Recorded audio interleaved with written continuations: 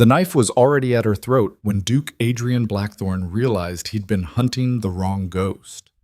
4 years. 4 years of searching for a broken woman who'd ceased to exist the night he destroyed her in front of 200 witnesses. But the blade pressing cold against his jugular belonged to someone else entirely. Someone who moved like winter wind and smiled like she'd forgotten how to fear anything, least of all him. "You should have stayed in your castle, Your Grace," Clara Ashen said, and her voice had all the warmth of a funeral in February. This is a story about what happens when the hunter becomes the prey, when power means nothing, and when the only way forward is to kneel before the person you once dismissed as nothing. If you want to see how far pride can fall and how high survival can rise, stay until the end. Drop a like. Tell me in the comments what city you're watching from. I want to know how far this story travels, because what happened next changed everything. The rain hadn't stopped for 3 days. Adrian stood in the doorway of what the locals generously called an inn, watching water pour off the sagging roof in sheets. His coat, custom-tailored, worth more than most of these buildings combined, was plastered to his shoulders. His boots, hand-stitched Italian leather, were caked in mud that smelled like horse shit and rotting hay. Fantastic. "You sure about this, Your Grace?" Garrett, his steward, looked like he wanted to be anywhere else. The man had served the Blackthorne family for 20 years and had never once questioned a direct order. Until now. The information could be wrong, could be another dead end. It's not wrong. It's D. Adrian had learned to trust his instincts about these things. The financial irregularities had been too precise, too deliberate. Someone with training, real training, not the superficial education most noble daughters received, had buried a trail of transactions so deep it had taken his best investigators 18 months to find them. Money moving through 4 countries, converted between currencies, split into amounts small enough to avoid notice. The kind of thing you did when you didn't want to be found. The kind of thing Clara Ashford would absolutely know how to do, because her father had been a financial genius before he drank himself to death. The records show someone matching her description registered a business license here 8 months ago, Adrian said, more to himself than Garrett. Medical supplies, herbal remedies, using the name Clara Ashen. Ashen. Garrett's voice was flat, subtle. It wasn't. That was what bothered Adrian most. Clara Ashford becomes Clara Ashen. It was almost insultingly obvious, which meant either she'd gotten careless or she didn't care anymore if he found her. Both options made his chest tight. "Find us rooms, Adrian said. "And for God's sake, try to look less like you're about to attend a state funeral." "Difficult, sir, given that I suspect I'm participating in one." Adrian didn't dignify that with a response. The town, if you could call it that, was called Millbrook's End. Population maybe 800 on a good day. The kind of place where the main street turned to soup when it rained and everyone knew everyone else's business by breakfast. 3 blocks of weathered storefronts, a church with a leaning steeple, a blacksmith, a general store, and exactly one building that looked like it had been constructed sometime in the current century. The dispensary. It stood at the corner of what optimistically called itself Market Street, a 2-story structure with clean windows and a painted sign that read, "C. Ashen, Medical Supplies and Consultations." No flourishes, no decoration, just facts. Adrian felt something crack in his chest. He'd imagined this moment 10,000 times, played it out in his head during sleepless nights and endless days. Sometimes she was broken, waiting for him to save her. Sometimes she was angry, ready to scream at him for what he'd done. Sometimes, in his worst nightmares, she was dead, and he'd spent 4 years chasing a corpse. Never once had he imagined she'd be thriving. "Your Grace?" Garrett appeared at his elbow, interrupting his spiral. "The innkeeper says the dispensary closes at sunset. If you want to..." "I know what I want to do." Adrian crossed the street before he could second-guess himself. His boots squelched in the mud. Rain ran down the back of his neck. He probably looked like a drowned rat wearing expensive clothes, which was exactly how he felt. The door had a small bell that chimed when he pushed it open. The interior was nothing like he expected. Clean, organized, shelves lined with labeled jars and bottles, everything arranged with almost military precision. The air smelled like dried herbs and something sharp. Antiseptic, maybe. A counter ran along the back wall, and behind it, his breath stopped. She had her back to him, reaching for something on a high shelf. Her hair, once long enough to brush her waist, was cut short now, barely past her shoulders, and tied back with a practical strip of leather. She wore trousers, actual trousers like a farmhand with a simple white shirt rolled to her elbows. No corset, no jewelry, no trace of the girl who'd worn silk and pearls like armor. "Be with you in a moment," she said without turning around.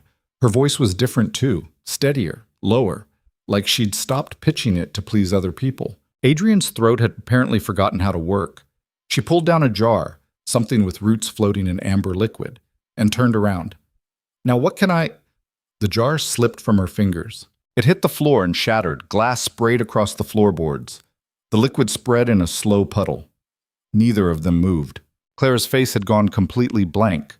Not shocked, not angry, just empty, like she'd pulled down a curtain between what she felt and what she'd let him see. "Hello, Clara." His voice sounded foreign to his own ears. Too formal, too distant, like he was greeting her at a garden party instead of standing in the ruins of everything he'd destroyed.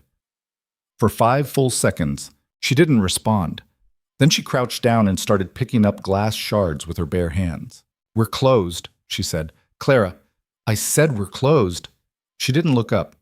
"Come back tomorrow. Office hours are posted on the door. I'm not here for medical supplies." "Then you're really in the wrong place." A piece of glass sliced her palm. Blood welled up, bright red against her skin. She didn't even flinch, just wrapped her hand in her shirt and kept cleaning. Adrian moved forward instinctively. "You're hurt." "Don't." The word cracked like a whip. She stood up, cradling her bleeding hand, and finally, looked at him directly.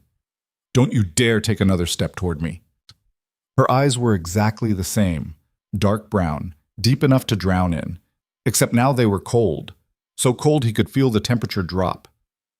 "I need to talk to you." "No." "Clara, please, ease." "No." She grabbed a clean cloth from under the counter and wrapped her hand with practiced efficiency. "I don't know what you think you're doing here, Your Grace, but you need to leave. Now." 4 years ago. I know what happened 4 years ago. Her voice could have frozen fire. "I was there, remember?" How could he forget? The grand autumn ball, the chandelier glittering overhead like 1,000 fallen stars. Clara in a blue dress that made her look like she'd stepped out of a painting. Everyone watching. Everyone always watching when you were them. He'd planned every word, rehearsed it until his mouth went dry. Because it had to be public, had to be absolute, had to be cruel enough that no one would question it. "Miss Ashford, I'm afraid I must decline your expectations. Whatever understanding you believe existed between us was a misapprehension on your part. I have no interest in continuing any association beyond what courtesy demands." He'd watched her face crumble, watched 200 people whisper behind their fans, watched her father, drunk as usual, pull her from the ballroom while she tried very hard not to cry. He'd told himself it was necessary, that it was the only way to save her from what his family had planned, a political marriage to a man 3 times her age, orchestrated by his uncle and her creditors. That public rejection was the kindest cut because it cauterized the wound. He told himself a lot of things that turned out to be spectacularly wrong. "I did what I had to do," Adrian said quietly. Clara laughed. It was the worst sound he'd ever heard, like broken glass scraping against stone. "You did what you wanted to do," she said. "You wanted me gone. You wanted the problem solved. You wanted to go back to your comfortable life without the messy complication of a girl whose father drank away her dowry. And you got exactly what you wanted. That's not— Get out." "Clara, get out!" She grabbed the nearest thing, a heavy mortar, and threw it. Adrian barely dodged. It smashed against the doorframe behind him, leaving a dent in the wood. "Next one hits you," she said, already reaching for a bottle. "I've got good aim now. Learned it the hard way, like everything else." Adrian raised his hand slowly. "I'll go, but I'm not leaving town. Do whatever you want. You always do." He turned toward the door, then stopped. "For what it's worth. I'm sorry." "Sorry?" She repeated the word like it was in a foreign language. "You're sorry. 4 years. 4 years of silence. And now you show up in my town, in my shop, dripping all over my floor, and you're sorry." "Yes." "Well?" Clara smiled, and it was the most terrifying expression he'd ever seen. Fuck you're sorry. And fuck you. Now get out before I grab the knife. She wasn't bluffing. Adrian could see it in her eyes. The absolute certainty that she would stab him if he didn't leave. Not to kill, but to hurt. To make him bleed the way she'd bled. He left. My pames. The inn Garrett had found was somehow worse than expected. The room smelled like old tobacco and desperation. The bed sagged in the middle. The window didn't quite close, so rain dripped steadily onto the floor. Adrian sat on the edge of the bed and stared at his hands. That went well, I assume? Garrett appeared in the doorway with a bottle of something that was probably whiskey. She threw a mortar at my head. Ah. Garrett poured 2 glasses without asking. I'd say that's better than expected. How is attempted murder better than expected? She could have succeeded. Fair point. Adrian took the glass and drank. It burned going down. Cheap whiskey, barely aged. Exactly the kind of thing he'd never touch under normal circumstances. He drained it and held out for more. What's the plan? Garrett asked, refilling. I don't know. You always have a plan. Not for this. Because this wasn't a business negotiation or a political maneuver. This wasn't something he could fix with money or influence or carefully chosen words. Clara had looked at him like he was a stranger. Worse, like he was an enemy. Maybe he was. Tell me again, Garrett said quietly. Why we're here. Adrian had told him the official reason. Tying up loose ends, ensuring Clara was settled, confirming she didn't need assistance. The kind of noble nonsense that sounded good in a drawing room. The truth was messier. He'd spent 4 years trying to convince himself he'd done the right thing, that public humiliation was better than a forced marriage, that she was better off without him, that he could just move on. Except he hadn't moved on. He'd gotten engaged twice, both times to perfectly suitable women his family approved of. Both times he'd broken it off before the wedding. He'd thrown himself into work, into politics, into every distraction available. He'd drunk too much and slept too little and woken up every morning with her name on his lips. 4 years of telling himself it didn't matter. 4 years of being spectacularly wrong. I need to know she's okay, Adrian said finally. She threw a mortar at you. I need to know she's okay. Garrett sighed and poured himself a drink. You know what your problem is, Your Grace? I'm sure you're about to tell me. You think you can fix everything. You think if you just find the right words, make the right gesture, offer the right apology, everything will be fine. Garrett shook his head. But some things stay broken. Some people don't want to be fixed, and some mistakes don't get second chances. I know that. Do you? Adrian didn't answer. Couldn't answer. Because the truth, the terrible, aching truth, was that he'd come here hoping for exactly that. A second chance. Redemption. Forgiveness. Something. Outside, the rain kept falling. Dawn broke gray and miserable. Adrian woke with a headache and a mouth that tasted like regret. He'd barely slept. Every time he closed his eyes, he saw Clara's face. The blankness when she'd first seen him. The rage when she'd thrown the mortar. The terrible, broken smile when she'd told him to leave. He dragged himself downstairs to find Garrett already up, drinking something that smelled like coffee and looked like motor oil. Town opens early, Garrett said by way of greeting. Dispensary included. I'm not going back there. Then what are you doing? Good question. Adrian took the coffee, it tasted as bad as it smelled, and walked outside. The rain had finally stopped, leaving everything damp and dripping. The street was already busy with people who had actual work to do, farmers hauling produce, a man repairing a wagon wheel, women carrying baskets toward the general store. Normal life. The kind he'd never really lived. He started walking with no particular destination in mind. Just walking. Trying to figure out what the hell he was supposed to do now. The dispensary door was already open. Adrian told himself to keep walking. Told himself she'd made her position clear. Told himself he had no right to push. He walked in anyway. The broken glass from yesterday was gone. The floor was spotless. Clara stood behind the counter, grinding something with a new mortar, her injured hand wrapped in clean bandages. She didn't look up. I told you we're closed. The door was open. For patients. You're not a patient. I could be. What's your ailment, Your Grace? Terminal stupidity? I don't have a cure for that. Despite everything, Adrian almost smiled. There, just for a second, he'd heard the girl who used to match him barb for barb at parties, who'd never backed down from an argument, who'd made him laugh harder than anyone else. I need answers, he said. You need to leave. Clara. Dr. Ashen. She looked up finally, her expression carved from ice. If you insist on speaking to me, that's how you'll address me. I earned that title, studied for it, paid for it with money I made myself. So use it. Dr. Ashen. She'd gone to medical school. Somehow, in 4 years, she'd gone from society daughter to practicing physician. How? Well, the word escaped before he could stop it. How what? How did you do this? He gestured around the dispensary. Medical school, a practice, all of it. Your father left nothing but debts. Where did you get the money? The training? Something flickered in her eyes. You think I couldn't do it on my own? That I needed someone to save me? That's not what I meant. That's exactly what you meant. She went back to grinding, the pestle crushing dried leaves with violent precision. You think I was some helpless girl who'd fall apart without you? You think I needed your protection, your guidance, your mercy. I never thought you were helpless. You just treated me like I was. The words hit harder than the mortar would have. Clara set down the pestle and faced him fully.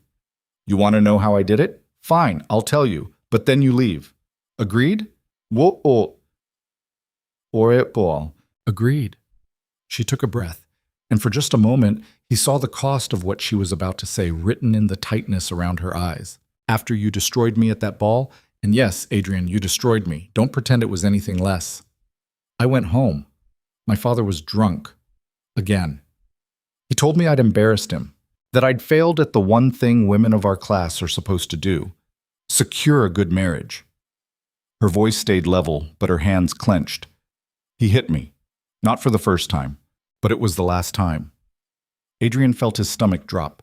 I left that night, Clara continued, took what little jewelry I had left and sold it, got enough for a train ticket and 6 months' rent in a boarding house 2 cities over. I worked as a seamstress during the day, studied at night, borrowed medical texts from a library, taught myself anatomy, chemistry, pharmacology, everything.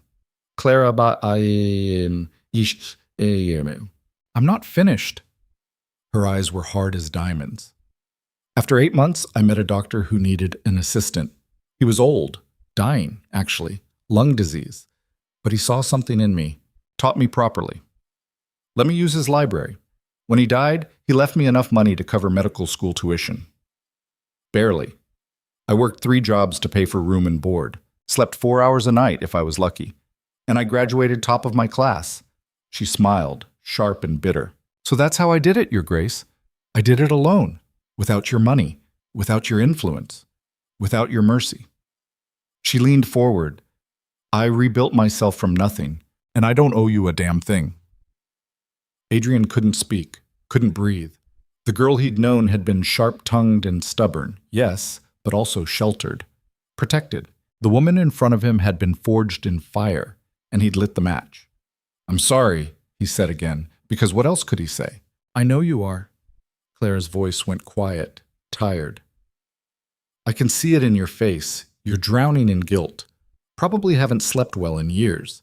You tracked me down because you need absolution. You need me to tell you it's okay. That you did what you had to do. That I forgive you. Clara, but I don't. She met his eyes. I don't forgive you, and I don't absolve you. What you did was cruel, it was cowardly, and it was unnecessary. You don't understand. Then make me understand. Her voice cracked. You want to explain? Want to justify? Then do it. Tell me why you thought publicly humiliating me was the answer. Tell me why you couldn't have just talked to me. And there it was. The question he'd been avoiding for 4 years.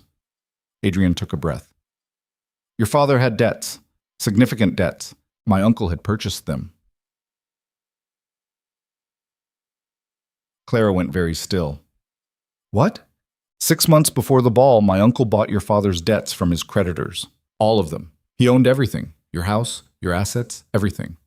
Why? Because he wanted leverage. Adrian's hands clenched. His plan was simple. Use the debt to force your father to agree to a marriage contract. You would marry Lord Ashfield, a political ally of my uncle's, who needed a young wife to secure his inheritance. In exchange, your father's debts would be forgiven. Clara's face had gone white. Ashfield, he was 60 years old, 63, and known for. His treatment of his previous wives wasn't good. You knew about this. I found out 6 months before the ball. I tried everything, bought the debts myself, but my uncle wouldn't sell. Threatened legal action, but he had documentation for everything. I even went to your father, but he was... Adrian stopped. Drunk, Clara finished flatly. He was drunk. He didn't believe me, thought I was trying to trick him somehow. And my uncle was counting on that, counting on the fact that your father was too proud and too drunk to accept help from a blackthorn. Clara sat down slowly, like her legs had stopped working. So you decided to reject me publicly instead. If you were publicly completely rejected by me, if everyone knew there was no possibility of an alliance between our families, my uncle's plan fell apart. Ashfield wanted a connection to the Blackthorn name. Without that, you had no value to him. No value, Clara laughed, hollow and bitter. That's what I was. A commodity. That's not what I meant. I know what you meant. She stared at her bandaged hand.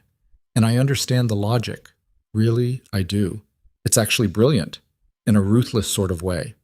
Destroy me publicly to save me privately. Very noble. Clara, see, but you know what you didn't consider? She looked up, and her eyes were dry. No tears, just a terrible, quiet rage. You didn't consider asking me. You didn't consider telling me the truth and letting me decide. You didn't consider that maybe, just maybe, I was strong enough to handle it. You were 19, and you were 23. Neither of us were children, Adrian, but you treated me like one. You made a decision about my life, my future, my dignity, without once asking what I wanted. She stood up. Did it ever occur to you that I might have chosen differently? That I might have preferred to face Ashfield with the truth rather than be humiliated by you? It hadn't. That was the horrible truth. It hadn't occurred to him because he'd been so focused on solving the problem, on being the hero, on fixing things that he'd never stopped to ask what she wanted. You're right, he said quietly. I know I'm right. I was arrogant, presumptuous. I treated you like something to be protected instead of someone to trust. Adrian met her eyes. And I'm sorry, truly. Not because I want absolution. I don't deserve that. But because you deserve to hear it. For a long moment, Clara didn't respond. Then she sighed. Okay. Okay? Okay, I heard it. Now leave. Clara. Dr. Ashen. Dr. Ashen. He corrected himself. Please, just let me help. However you need.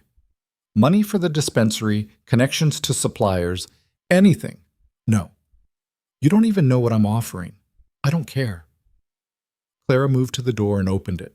I don't want your money. I don't want your connections. I don't want anything from you except distance. Why? Because accepting help from you would mean I need you. Her voice went very soft. And I worked too hard to become someone who doesn't need anyone, especially not you. The words landed like a blade between his ribs. Adrian walked to the door, stopped beside her.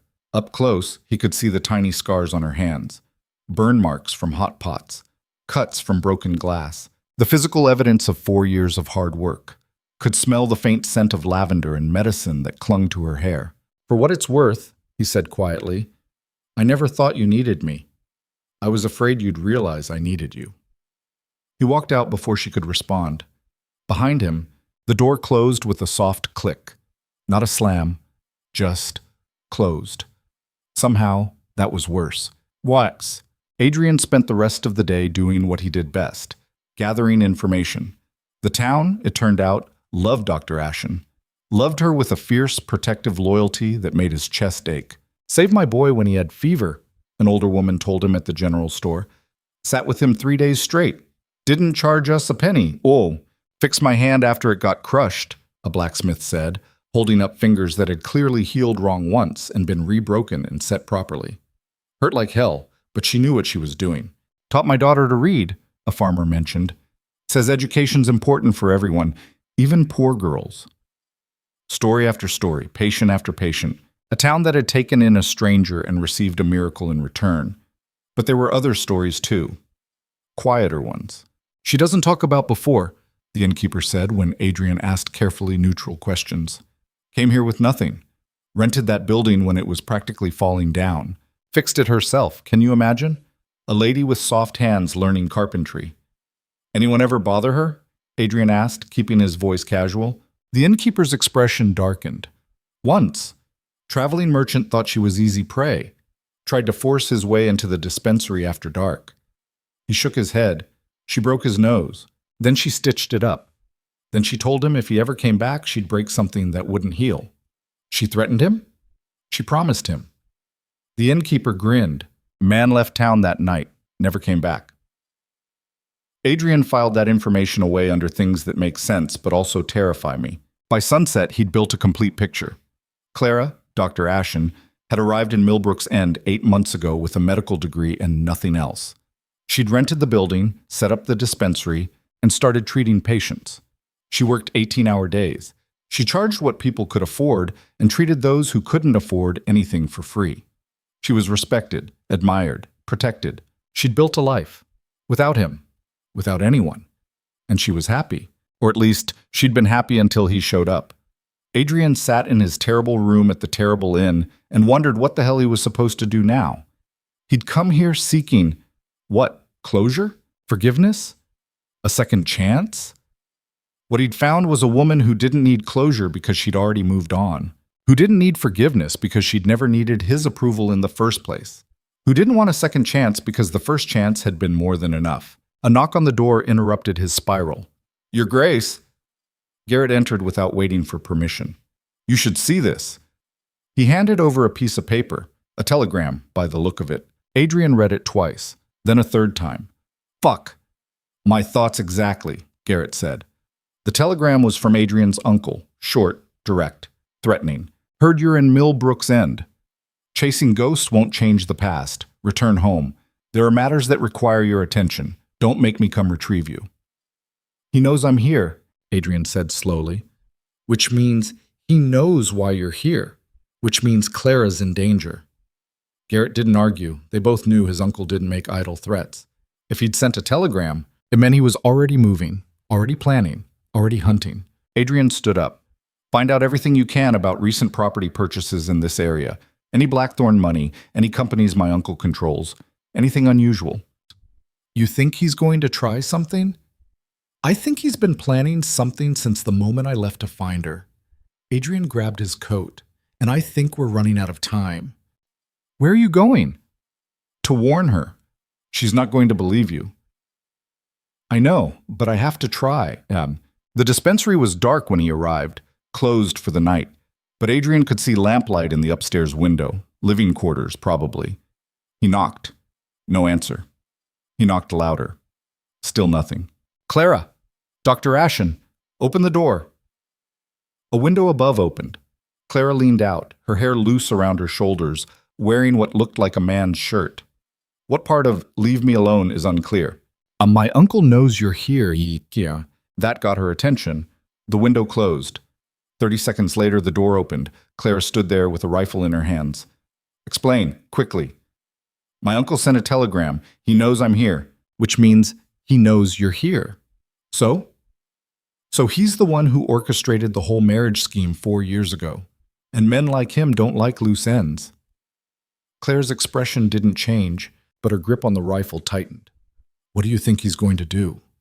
I don't know, but nothing good. For a long moment, she studied him. Really studied him. Like she was looking for lies, for manipulation, for any sign that this was another trick.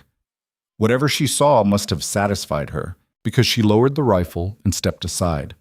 Come in, but touch anything, and I'll shoot you in the foot. Understood. The upstairs living quarters were small but comfortable. A bed in one corner, a desk covered in medical texts, a stove, a basin. Everything practical. Nothing decorative except a single dried flower in a glass jar on the windowsill. A forget-me-not. Adrian felt something crack in his chest, because he remembered giving her those flowers once, at a garden party. She'd laughed and said they were too sentimental. She'd kept one anyway. Talk, Clara said, setting the rifle within reach but not pointing it at him anymore. So he told her everything. The telegram, his suspicions, the fact that his uncle had spent 4 years consolidating power in the family and wouldn't appreciate Adrian's sudden interest in past mistakes. When he finished, Clara was quiet for a long time. "Why do you care?" she asked finally. "What? Why do you care what happens to me? You solved your problem 4 years ago. I'm alive. I'm fine. Why does it matter to you if your uncle tries something?" It was a fair question. Adrian wished he had a good answer. "Because I owe you, Chen," he said. "No." Clara shook her head. "Try again. Because it's the right thing to do." "Try again." "Because..." He stopped. Tried to find the right words. Failed. Tried anyway. "Because every day for 4 years, I've wondered if I made the right choice. And every day, I've told myself you were better off, that you moved on, that you forgot about me. But I never forgot about you. And I need to know you're safe. I need to know that at least one thing I did wasn't completely wrong." Claire's expression softened, just slightly, just enough to hurt. "You want to know if I forgot about you?" She laughed quietly. "Adrian, I spent a year hating you, another year trying to forget you, another year pretending I'd succeeded, and the last year realizing that none of it mattered because you weren't part of my life anymore." She met his eyes. "So no, I didn't forget you. I just stopped letting you matter." It was possibly the most devastating thing anyone had ever said to him. "I understand," Adrian said quietly. "Do you?" "No, but I'm trying to." Clara sighed and sat down on the edge of the bed. "What do you want me to do? Let me help, at least until we know what my uncle's planning." "And how exactly do you plan to help?" "I'll stay in town, keep watch. If he sends people, I'll know." "You," Clara raised an eyebrow, "a duke, are going to keep watch in a frontier town?" "Yes." "You don't know the first thing about surviving here. Then teach me." The words came out before he'd thought them through. But once they were out there, he realized he meant them, really meant them. Clara stared at him like he'd grown a second head. "You want me to teach you?" "Yes." "To survive in a place with no servants, no luxury, no power?" "Yes." "Why?" "Because..." Adrian stopped again. Tried to find words that wouldn't sound insane. Couldn't. Said them anyway. "Because I want to understand who you became, how you did it, what it cost you. And because if I'm going to protect you, I need to know how to exist in your world, not mine." For the first time since he'd arrived, Clara looked at him like he wasn't a ghost from her past. Like he might be a person capable of change. "Okay," she said slowly. "Okay? You can stay. You can help. But on my terms. You do what I say. When I say sit. You work. Actually work. Not the pretend work rich people do. And if you complain even once, you're out. Understood?" "Understood." "And you sleep in the barn." "There's a barn?" "Behind the dispensary. It's not clean or warm or comfortable, but it has a roof. Mostly." "I'll take it." Clara stood up and held out her hand. "Then we have a deal, Your Grace." Adrian shook her hand. Her palm was calloused. Rough. The hand of someone who'd worked for everything. "Call me Adrian," he said. "No." She smiled, sharp and dangerous. "I'll call you Your Grace, because you need to remember that titles don't mean anything here. Power doesn't mean anything here. In my world, you're nobody special, just another person trying to survive." She pulled her hand back and walked to the door. "Barn's out back. There should be some old blankets. Try not to freeze to death." Then she closed the door, leaving him standing alone in the hallway. Adrian found the barn. It was exactly as advertised. Not clean, not warm, not comfortable. There was hay, some old tools, and what might have once been a horse stall. He found the blankets, threadbare and smelling vaguely of mildew, and made himself a nest in the corner. Then he lay there in the dark, listening to rain start up again on the roof, and wondered what the hell he'd just agreed to. Somewhere above him, in the dispensary, a lamp was still burning. Clara was awake too. For the first time in 4 years, they were sleeping under the same roof. Adrian closed his eyes and tried not to think about what that meant. Outside, the storm rolled in. The rooster woke him at dawn by crowing directly outside the barn door. Adrian jolted upright, his back screaming in protest.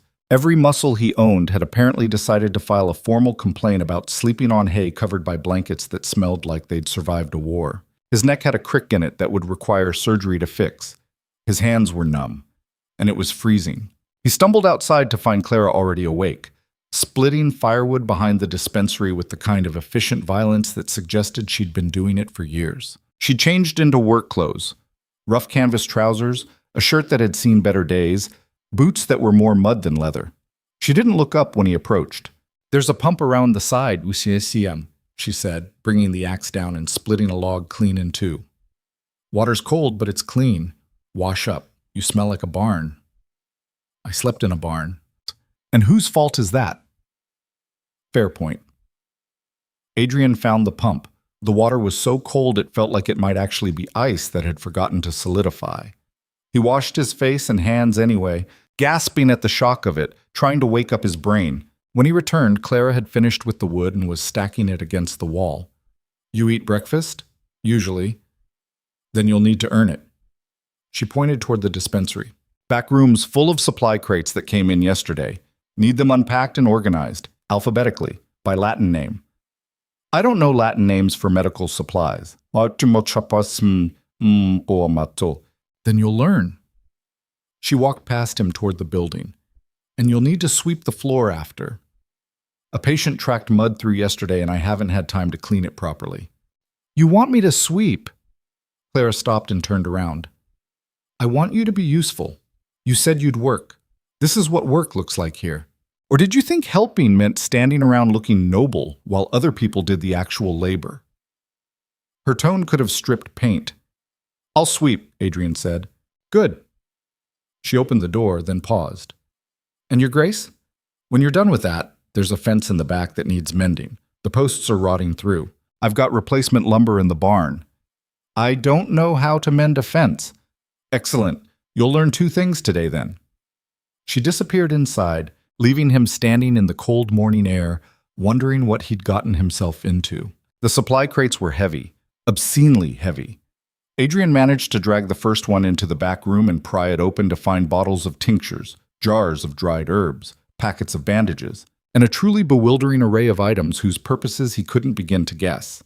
He picked up the first bottle. The label said something in Latin that meant absolutely nothing to him. This was going to be a long day. By noon, he'd managed to unpack 3 crates and organize approximately half of their contents. His hands hurt. His back hurt. Everything hurt. He'd also discovered that medical supplies were both heavier and more fragile than they had any right to be, because he'd already broken 2 bottles and cut his hand on the glass. Clara appeared in the doorway, took one look at the mess, and sighed. "You're doing it wrong. I'm doing exactly what you said." Alphabetical by Latin name means you need to read the actual Latin, not just guess based on what it looks like. She picked up a bottle he'd shelved. "This is digitalis purpurea. It goes with the D's, not the F's. It starts with an F. That's the common name, foxglove. You're supposed to ignore that." Adrian felt a headache forming. "How am I supposed to know which name is which? Słoci." "By learning." Clara grabbed a medical text from a shelf and dropped it on the counter with a thud. "Here, reference guide. Latin names, common names, uses, contraindications. Read it while you work. This book is 800 pages long. Then you'd better read fast." She left him there with the book, the half-organized supplies, and a growing sense that he'd severely underestimated what work meant in Clara's world. He picked up the book and started reading. By the time the afternoon sun slanted through the windows, Adrian had successfully organized all the crates, swept the floor twice, learned more Latin than he'd ever wanted to know, and discovered that his hands were capable of forming blisters in places he didn't know hands could blister. Clara inspected his work with the critical eye of a general reviewing troops. "Better," she said finally. "The Hyoscyamus niger is still in the wrong place. Its henbane goes with the H's, but overall, acceptable. Acceptable. Don't fish for compliments. You did what needed doing. That's the job." She handed him a jar of something that smelled medicinal. Put this on your hands. Those blisters will get infected otherwise. What is it? Calendula salve helps with healing. She was already moving toward the front of the dispensary. Once you've done that, the fence. Right, the fence. Adrian had never mended a fence in his life, had never even thought about how fences stayed upright. Apparently it involved digging holes, setting posts, and a lot of hammering that made his shoulders scream. He was halfway through replacing the first post when Garrett appeared, looking like he'd spent the day doing something significantly more comfortable than manual labor. Your Grace. Garrett's expression was carefully neutral. Making progress, I see. If by progress you mean slowly destroying my hands, then yes. I have information. Adrian set down the hammer. Tell me. Garrett glanced around to make sure they were alone, then lowered his voice. Your uncle purchased a property 3 miles outside town last month through a shell company. What kind of property? Old estate. Been abandoned for years. According to the land records, he's planning to develop it into something. Paperwork's vague on details. But he's hired contractors. A lot of them. Adrian felt his stomach drop. He's not developing anything. He's establishing a presence. That would be my assessment. Does Clara know? Not unless someone's told her. The purchase was buried under enough legal layers that it took me all morning to trace it. Adrian looked toward the dispensary where he could see Clara through the window, treating a patient, an older man with what looked like a bad cough. She was listening to his chest with a stethoscope, her expression focused and calm. We need to tell her, Adrian said. She's not going to like it. She doesn't like anything about this situation, but she needs to know. Garrett nodded. There's more. The contractors? They're not local. They're the kind of men your uncle uses for less legal work. How many? 6 arrived yesterday. Could be more coming.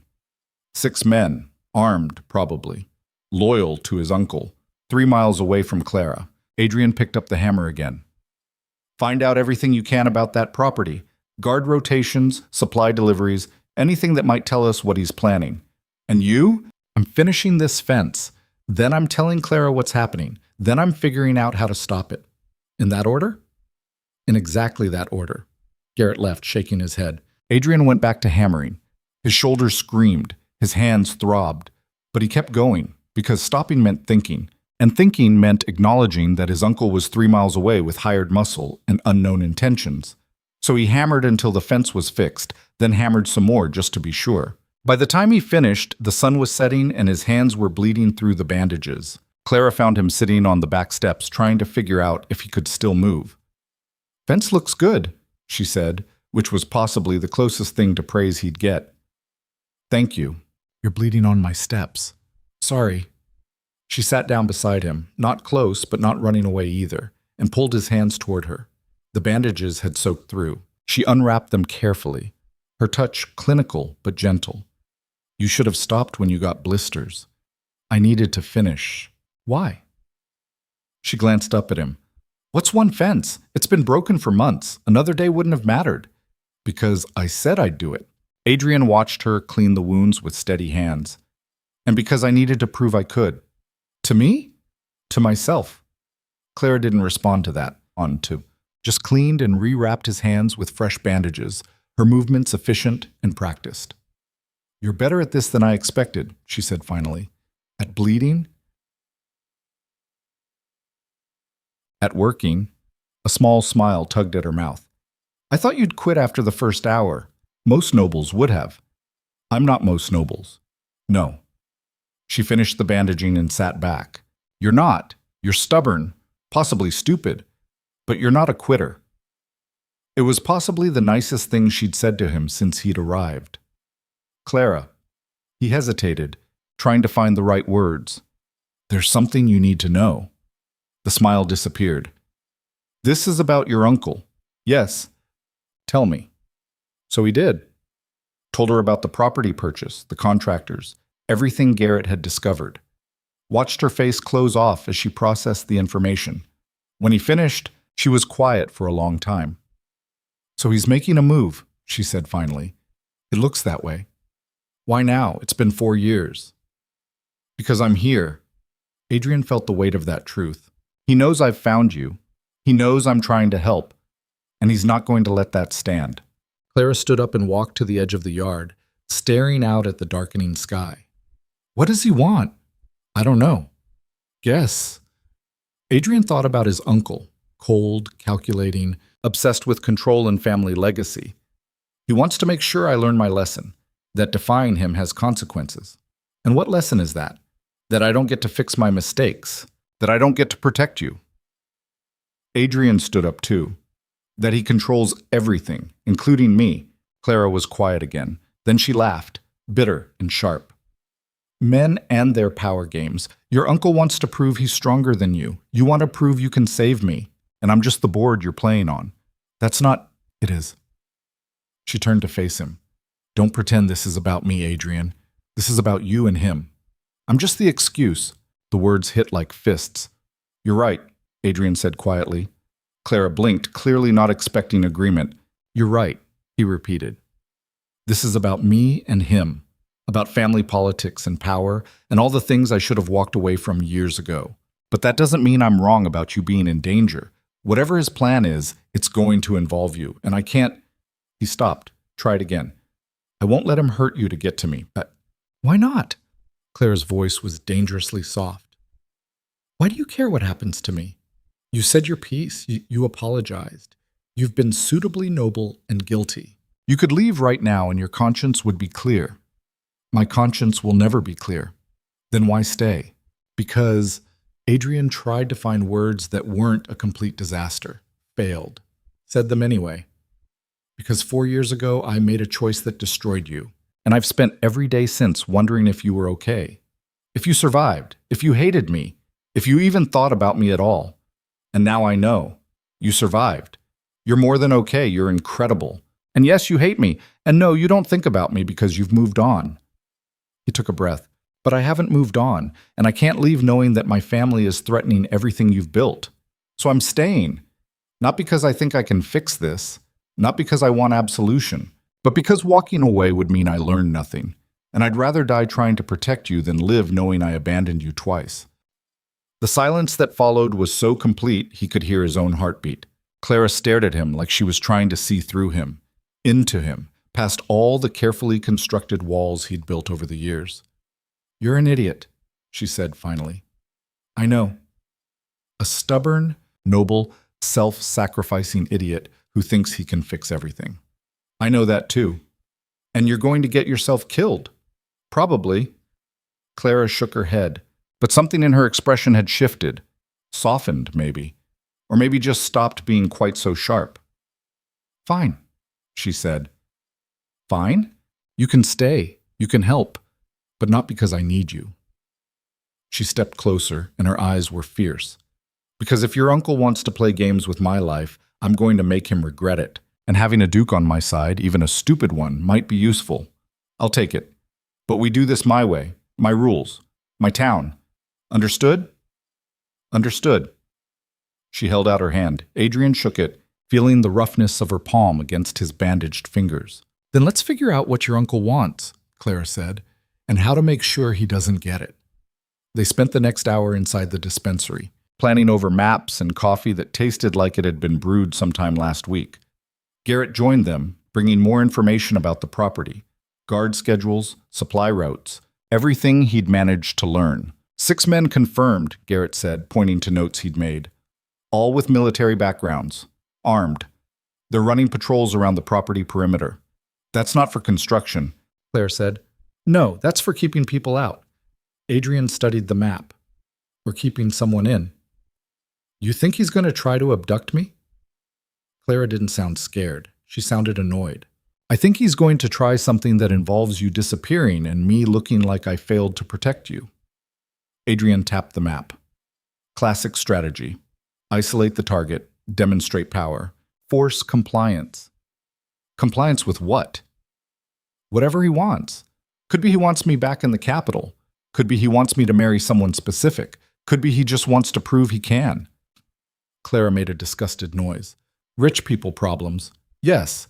Well, I'm not disappearing. I've worked too hard for this. She pointed to the dispensary. This place serves 300 patients a month, people who can't afford doctors anywhere else, people who die without treatment. I'm not abandoning them because your uncle has a power complex. I'm not asking you to abandon them. Then what are you asking?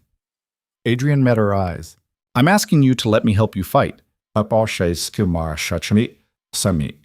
a moment, Clara didn't respond. Then she smiled, sharp and dangerous and absolutely terrifying. Okay, she said. Let's fight. They worked through the night, building contingencies and backup plans.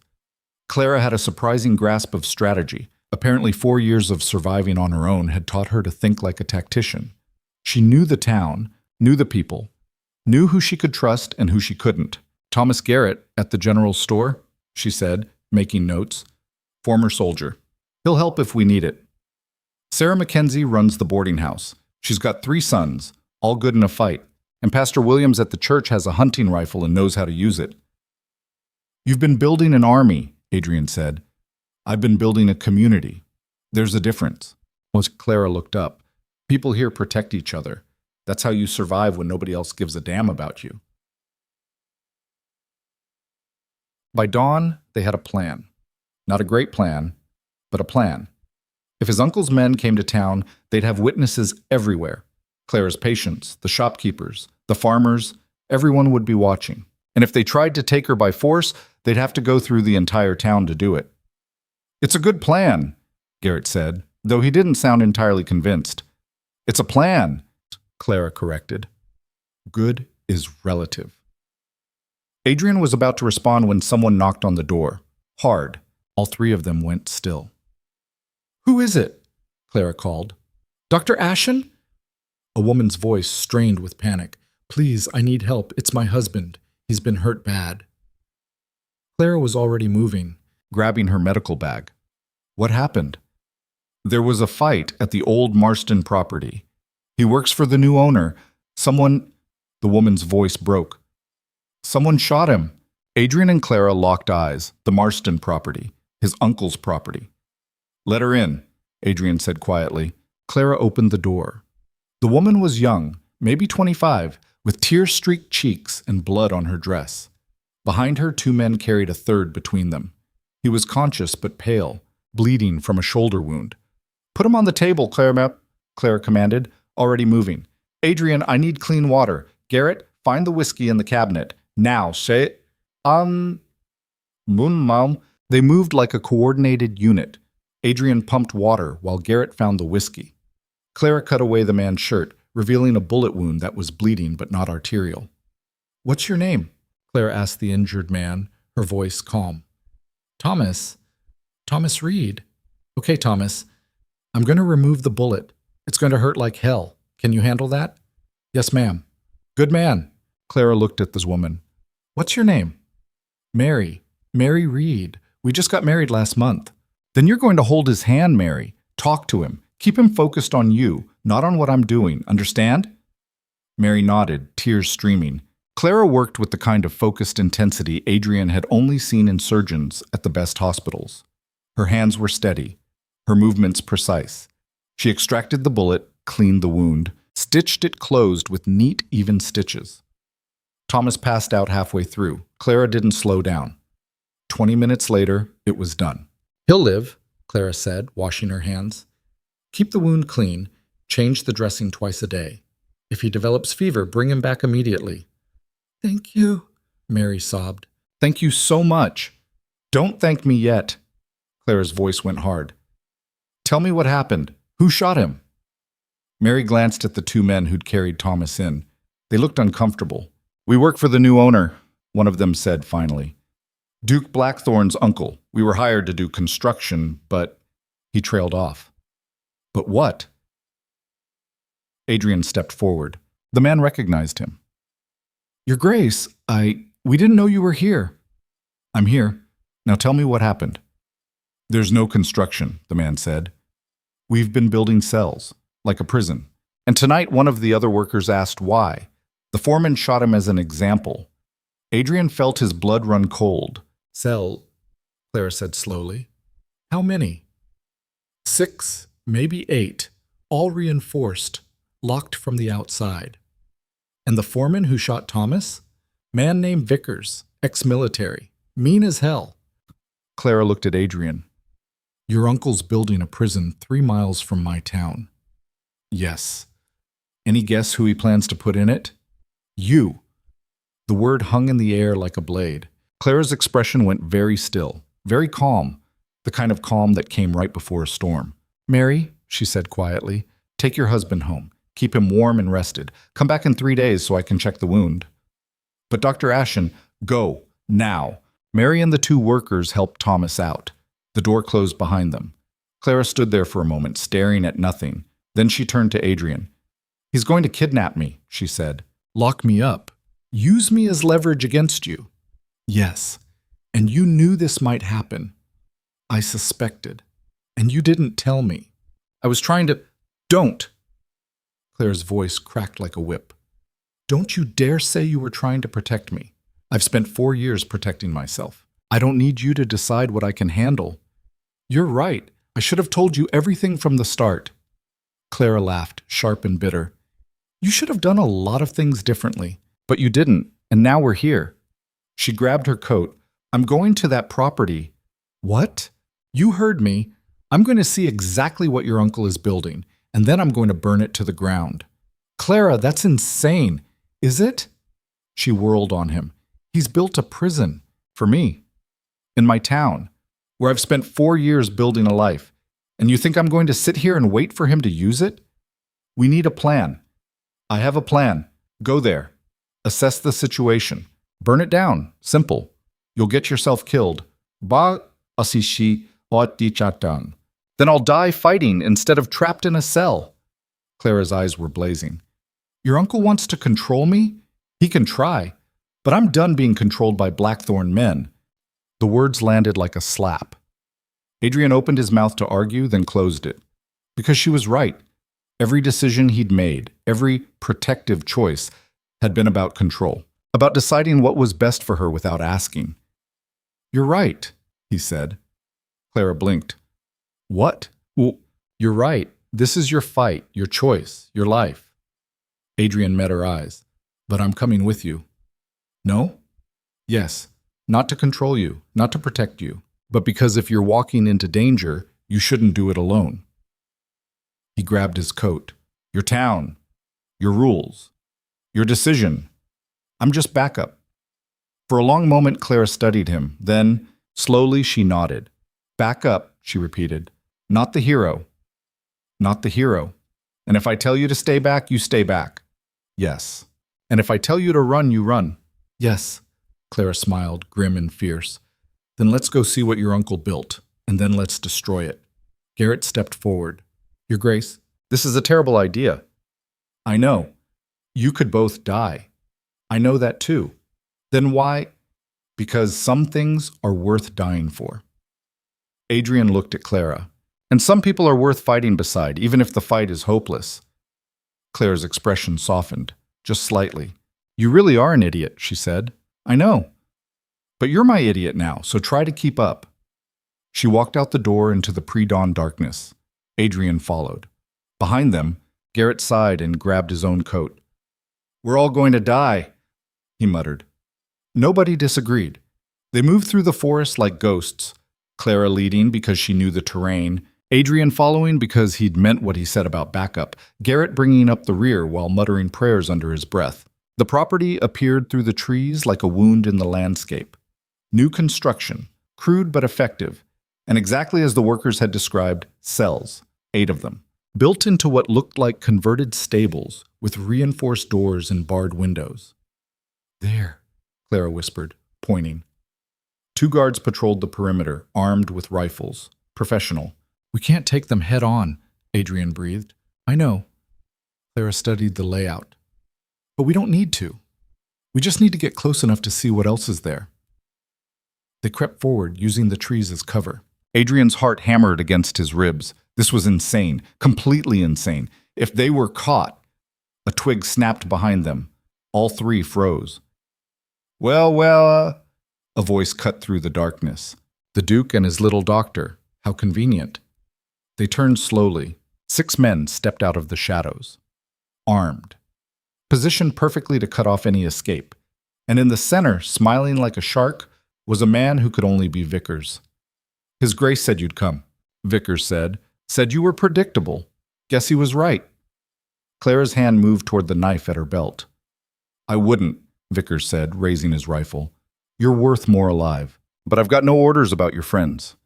He aimed at Adrian. Clara stepped in front of him. Don't. Touching. Vickers smiled. The doctor protecting the Duke. His Grace will enjoy that. What does he want? Clara demanded. You. Obviously. Vickers gestured to the cells. We've got a nice room all prepared. You'll be comfortable. Well fed, well treated. As long as His Grace here behaves himself. And if he doesn't? Adrian asked, his voice deadly calm. Then you won't be comfortable anymore. Vickers shrugged. Simple mathematics. Clara's mind was racing. Adrian could see it in her eyes, calculating, planning, looking for an escape that didn't exist. They were trapped, outgunned, outmaneuvered, and his uncle had won before the fight even started. All right, Clara said suddenly. I'll go. Clara, no. I'll go, she repeated, cutting Adrian off. On one condition. Vickers raised an eyebrow. You're not in a position to make conditions. What? Yes. I'm a doctor. People in town need me. Let me send a message. Tell them I'm visiting family, that I'll be back in a few weeks. If I just disappear, they'll search. They'll find this place.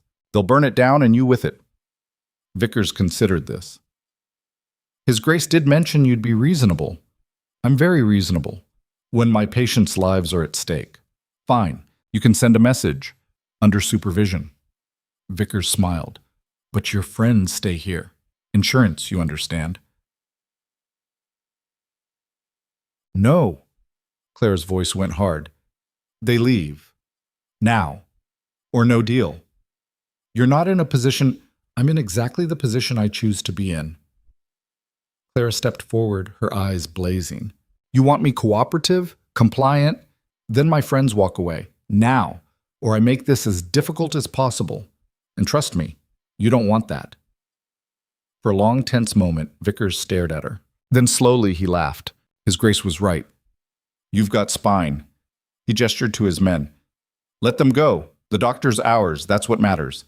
Clara, Adrian started. Go, she said, not looking at him. Get out. Warn the town. Do whatever you need to do. I'm not leaving you. Yes, you are.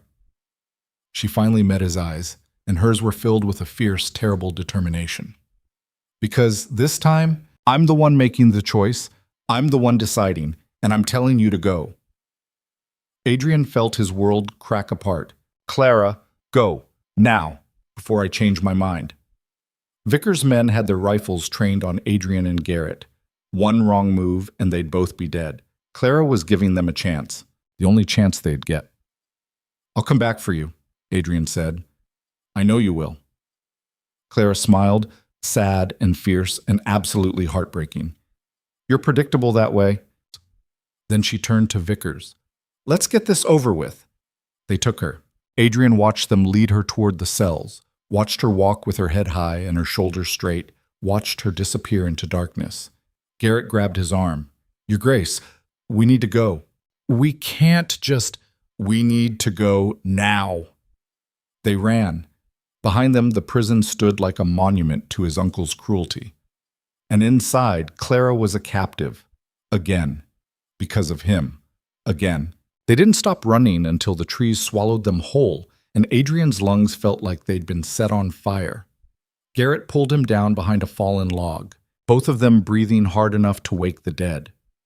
Dawn was breaking through the canopy in thin gray strips that did nothing to warm the air or calm the roaring in Adrian's head. We have to go back, Adrian said between gasps.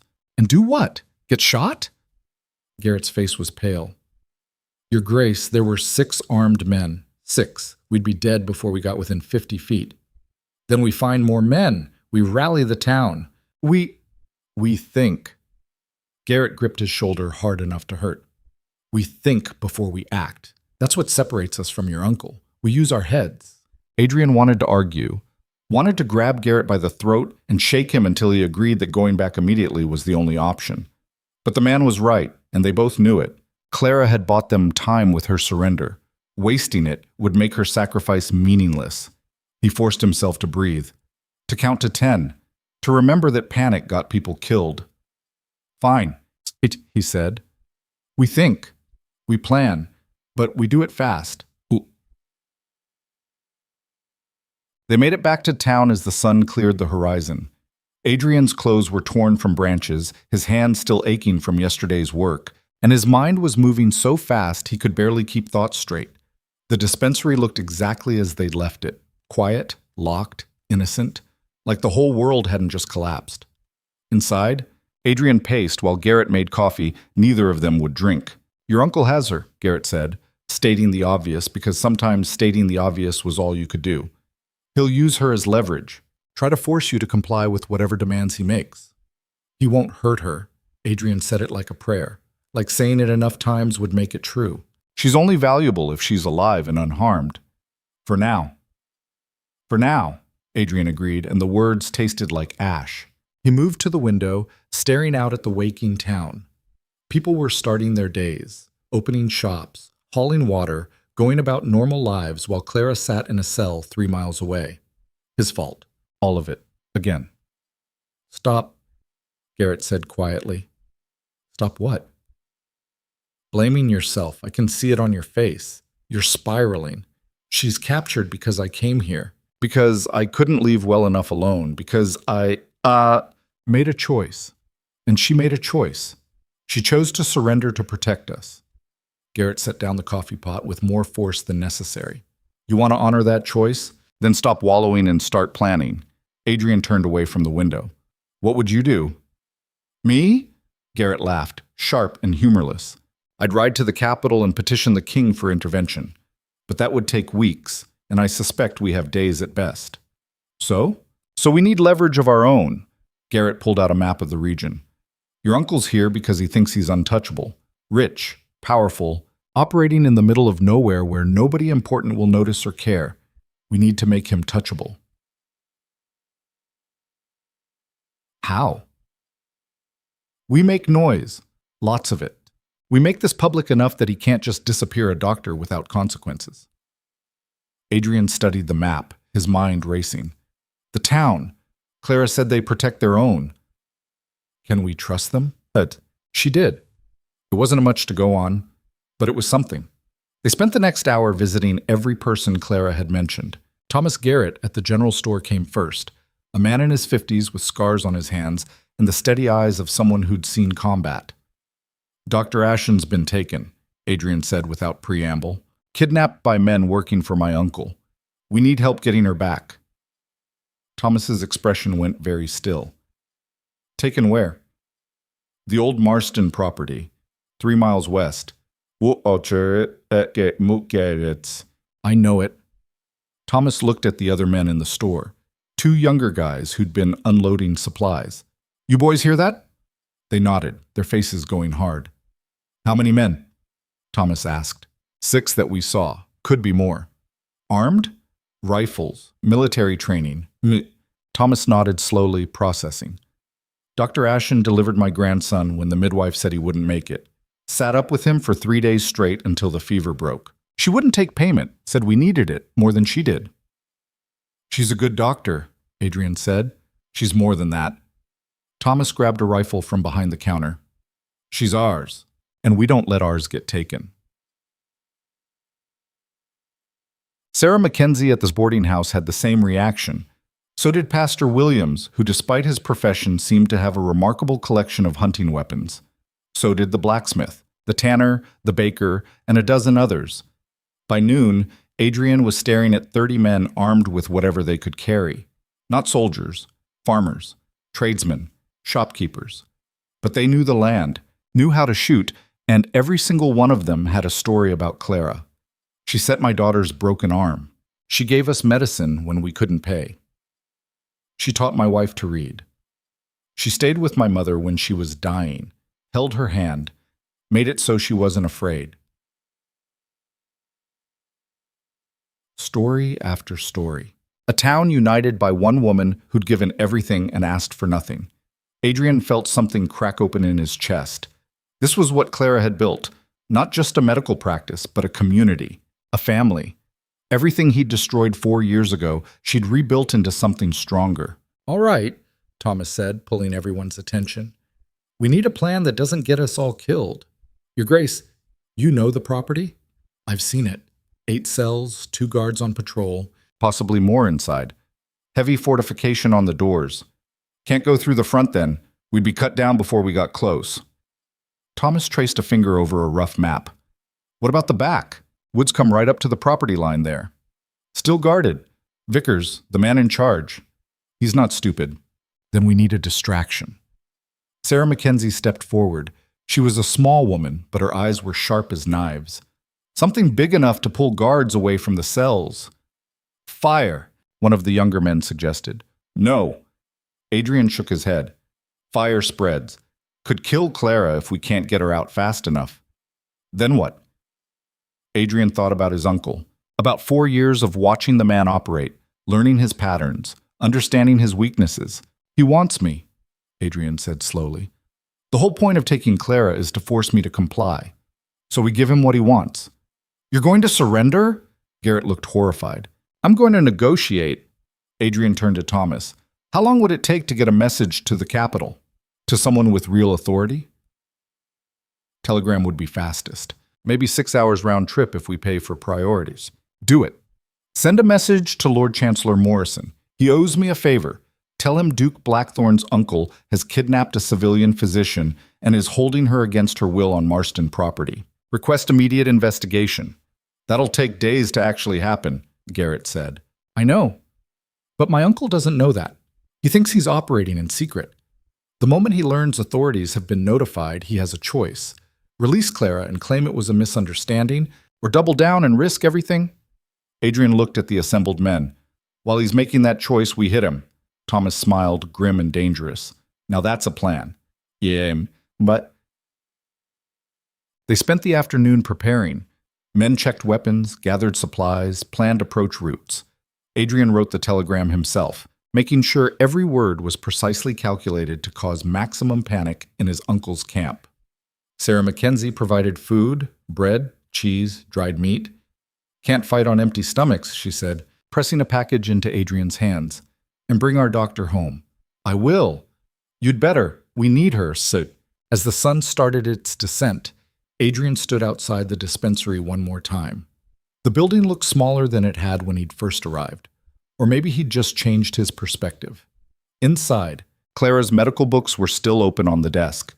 Her instruments still clean and organized, everything waiting for her to come back and keep saving lives. She will come back, Garrett said from the doorway. You can't know that. I know you. You don't fail twice at the same thing. Adrian wanted to believe that. Wanted to think he could succeed where he'd failed before, but wanting didn't make it true. What if I'm wrong?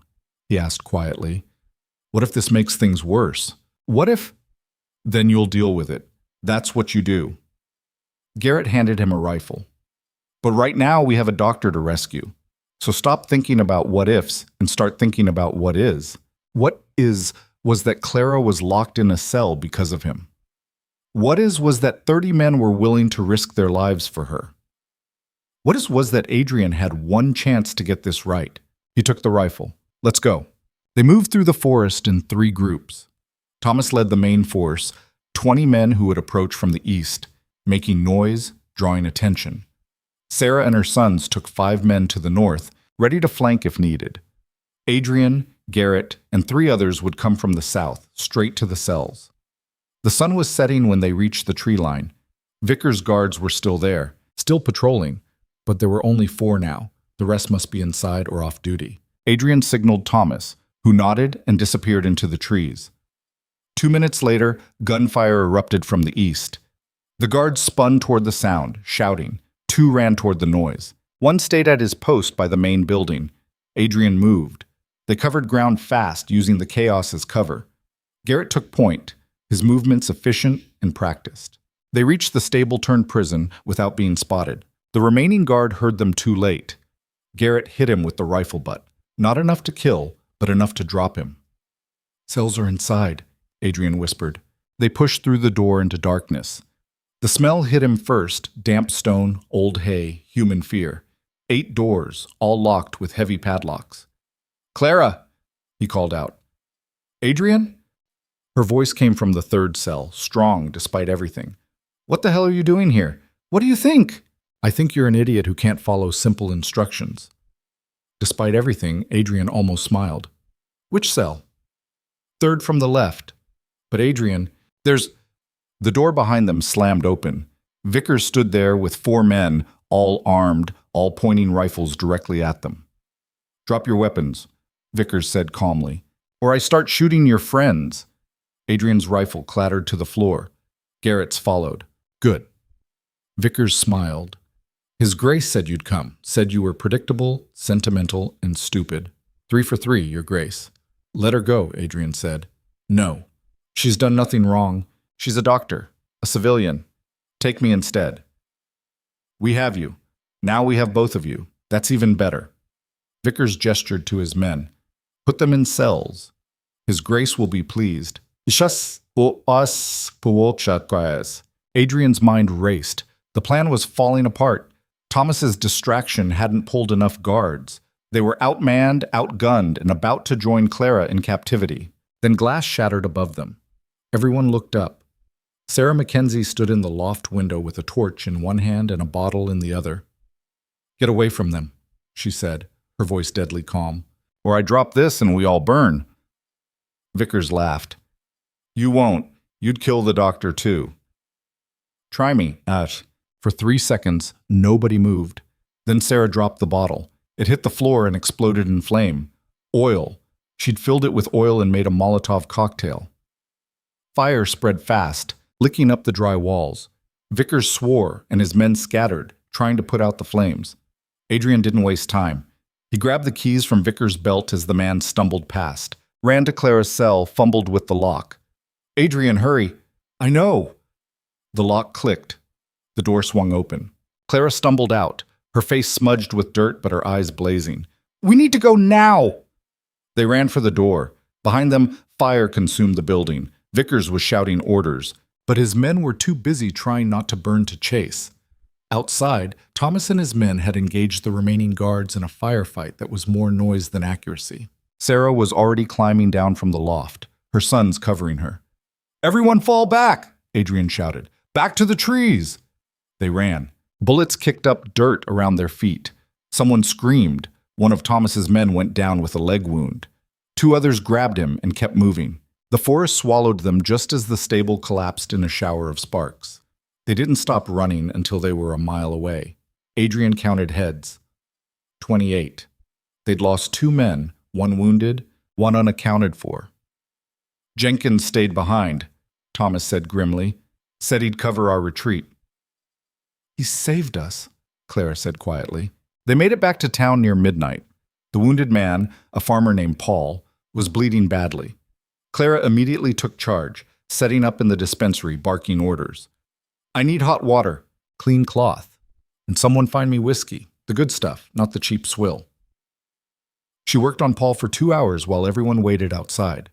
Her hands never shook, her voice never wavered. Even exhausted, filthy, and fresh from captivity, she was still a doctor first. When she finally emerged, her shirt was blood-stained, but Paul was stable. "He'll live," she announced. "Bullet passed clean through. No major arteries hit. He's lucky." "Thank you, Dr. Ashen," Paul's wife sobbed. "Don't thank me. Thanks Sarah for the distraction and Thomas for getting us out." Clara's eyes found Adrian's. "And thank the idiot Duke who couldn't take no for an answer." The crowd parted as she walked toward him. Adrian braced himself for anger, for recrimination, for all the justified rage she had every right to feel. Instead, she punched him in the shoulder. "Ow! That's for coming after me when I told you to leave. Clara." She pulled him into a hug so fierce it knocked the air from his lungs. "And that's for coming anyway." For a moment, Adrian couldn't breathe, couldn't think, could only feel her arms around him, solid and real and alive. "I'm sorry," he whispered into her hair. "I know.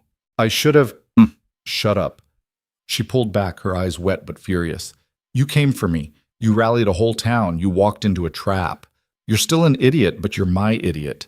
And I—" She stopped, swallowed hard. You what? Adrian asked quietly. Clara shook her head. Later. Right now, we have a bigger problem. What? Your uncle. She gestured toward the horizon where an orange glow marked the burning stable. We just destroyed his prison and humiliated his men. He's not going to let that go. She was right. Adrian's uncle didn't accept defeat. He escalated. He'll come here, Adrian said. I know. With more men, more weapons. I know. Clara, I need to end this. I need to face him directly. Then we face him together. Clara's voice was steel. This is my town. These are my people. He wants a fight? We'll give him one. Thomas stepped forward. Dr. Ashen's right. We're not backing down. The others murmured agreement. 30 people willing to fight, willing to die if necessary. Because that's what Clara had given them. Not just medical care, but dignity, purpose, a reason to stand up. Adrian looked at their faces and made a decision. No, he said. Everyone went quiet. Your Grace, Garrett asked carefully. No, Adrian repeated. I won't let you die for me, for my family's war. He looked at Clara. This ends differently. How? I'm going to give my uncle exactly what he wants. Me. My compliance. My surrender. Adrian took a breath. In exchange for a signed confession about what he's done, legal documentations that Clara and this town are off limits. Forever. He'll never agree to that, Garrett said. He will if I offer him something he wants more than revenge. Adrian met Clara's eyes. I'll give up my claim to the dukedom. Sign everything over to him. He gets the title, the lands, the power, everything. Clara's face went pale. Adrian, no. That's your birthright. Your family, my family is the reason you're in danger. My family is the reason people are dying. My family, his voice cracked. My family doesn't matter, not compared to keeping you safe. That's insane. That's the only way to end this without more bloodshed. Clara grabbed his face with both hands, forcing him to look at her. Listen to me. I don't need you to sacrifice yourself. I don't need you to save me. I need you to fight with me, not for me. There's a difference. I know there is, but this isn't about saving you. It's about making a choice. My choice. Adrian covered her hands with his. 4 years ago, I made a choice that destroyed you to protect you. It was arrogant and wrong, and it hurt you in ways I can never fix. But I learned something. What? That protection without partnership is just control. That safety without dignity is just a cage. He took a shaky breath. So I'm not protecting you. I'm choosing you. I'm choosing this town. I'm choosing a life that matters more than a title. Tears streaked down Clara's dirty face. You're still an idiot. I know. And this plan is terrible. I know that too. And I hate that you're doing this. I know. She kissed him. It wasn't gentle, wasn't soft. It was furious and desperate and tasted like smoke and blood and 4 years of grief. Adrian kissed her back like drowning, like breathing, like every moment of the past 4 years had been leading to this. When they broke apart, Clara was smiling through tears. Okay, okay, okay. We do it your way, but with conditions. Name them. We do this publicly. Witnesses, legal documentation, everything official. Your uncle doesn't get to weasel out of anything. Agreed. And if he tries anything, if there's even a hint of betrayal, we burn him down. Legally, publicly, completely. Agreed. And after this is over, she stopped, bit her lip. After this is over, you stay. Here, in this town, with me. Adrian's heart stopped. You want me to stay? But I want you to choose to stay. There's a difference. Clara's eyes were fierce. I don't need a duke. I don't need someone to save me, but I could use a partner. Someone who knows how to mend fences and organize medical supplies and isn't afraid to get his hands dirty. I can do that. Can you? Really? No servants? No luxury? No power? I don't want power. I want this. Adrian gestured at the town, the people, the dispensary. I want to be useful. I want to matter. And I want... He swallowed hard. I want you, if you'll have me. Clara smiled, real and bright and absolutely devastating. Then let's end this together. They sent word to Adrian's uncle that night, a formal letter delivered by courier, requesting a meeting on neutral ground to discuss terms. The response came at dawn, tomorrow, noon, the town square. Come alone or the doctor dies. He's threatening me. Clara read the note and laughed. He knows I escaped, right? He knows his prison burned down. What's he going to do? Threaten me with a prison he doesn't have anymore? He'll have built another trap, Garrett warned. Let him. Clara folded the note and burned it in the stove. We're not falling for it this time. What? But Adrian felt the ice in his gut. His uncle didn't make empty threats. If he'd specified the town square, he had a reason. They spent the day preparing. Thomas and his men positioned themselves on rooftops and in doorways, hidden but ready. Sarah organized the women and children, getting them to safety.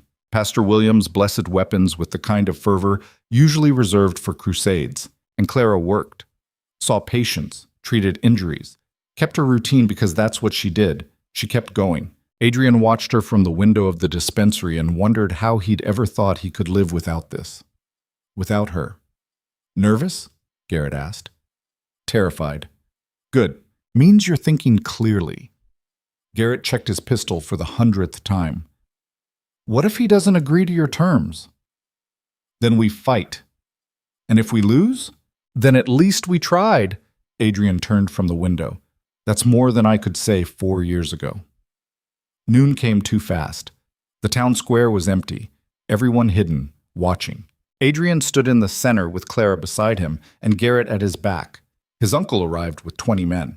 Lord Edmund Blackthorne looked exactly as Adrian remembered. Tall, silver-haired, impeccably dressed, even in the middle of nowhere. He moved like a man who'd never doubted his right to rule, who'd never questioned his own authority. He smiled when he saw Adrian. Nephew, you look terrible. Uncle, you look the same. I take care of myself, unlike you, apparently. Edmund's eyes shifted to Clara. Dr. Ashen, how lovely to finally meet properly. I've heard so much about you. I wish I could say the same. Clara's voice was ice. Spirited. I like that. Edmund turned back to Adrian. So, you wanted to talk. Talk. Adrian pulled out a document, prepared by the only lawyer in town, signed and witnessed. I'm offering you the dukedom, everything, title, lands, assets, in exchange for a signed confession of your crimes and legal protection for Dr. Ashen and this town. Edmund read the document slowly. Then he laughed. You think I want your title?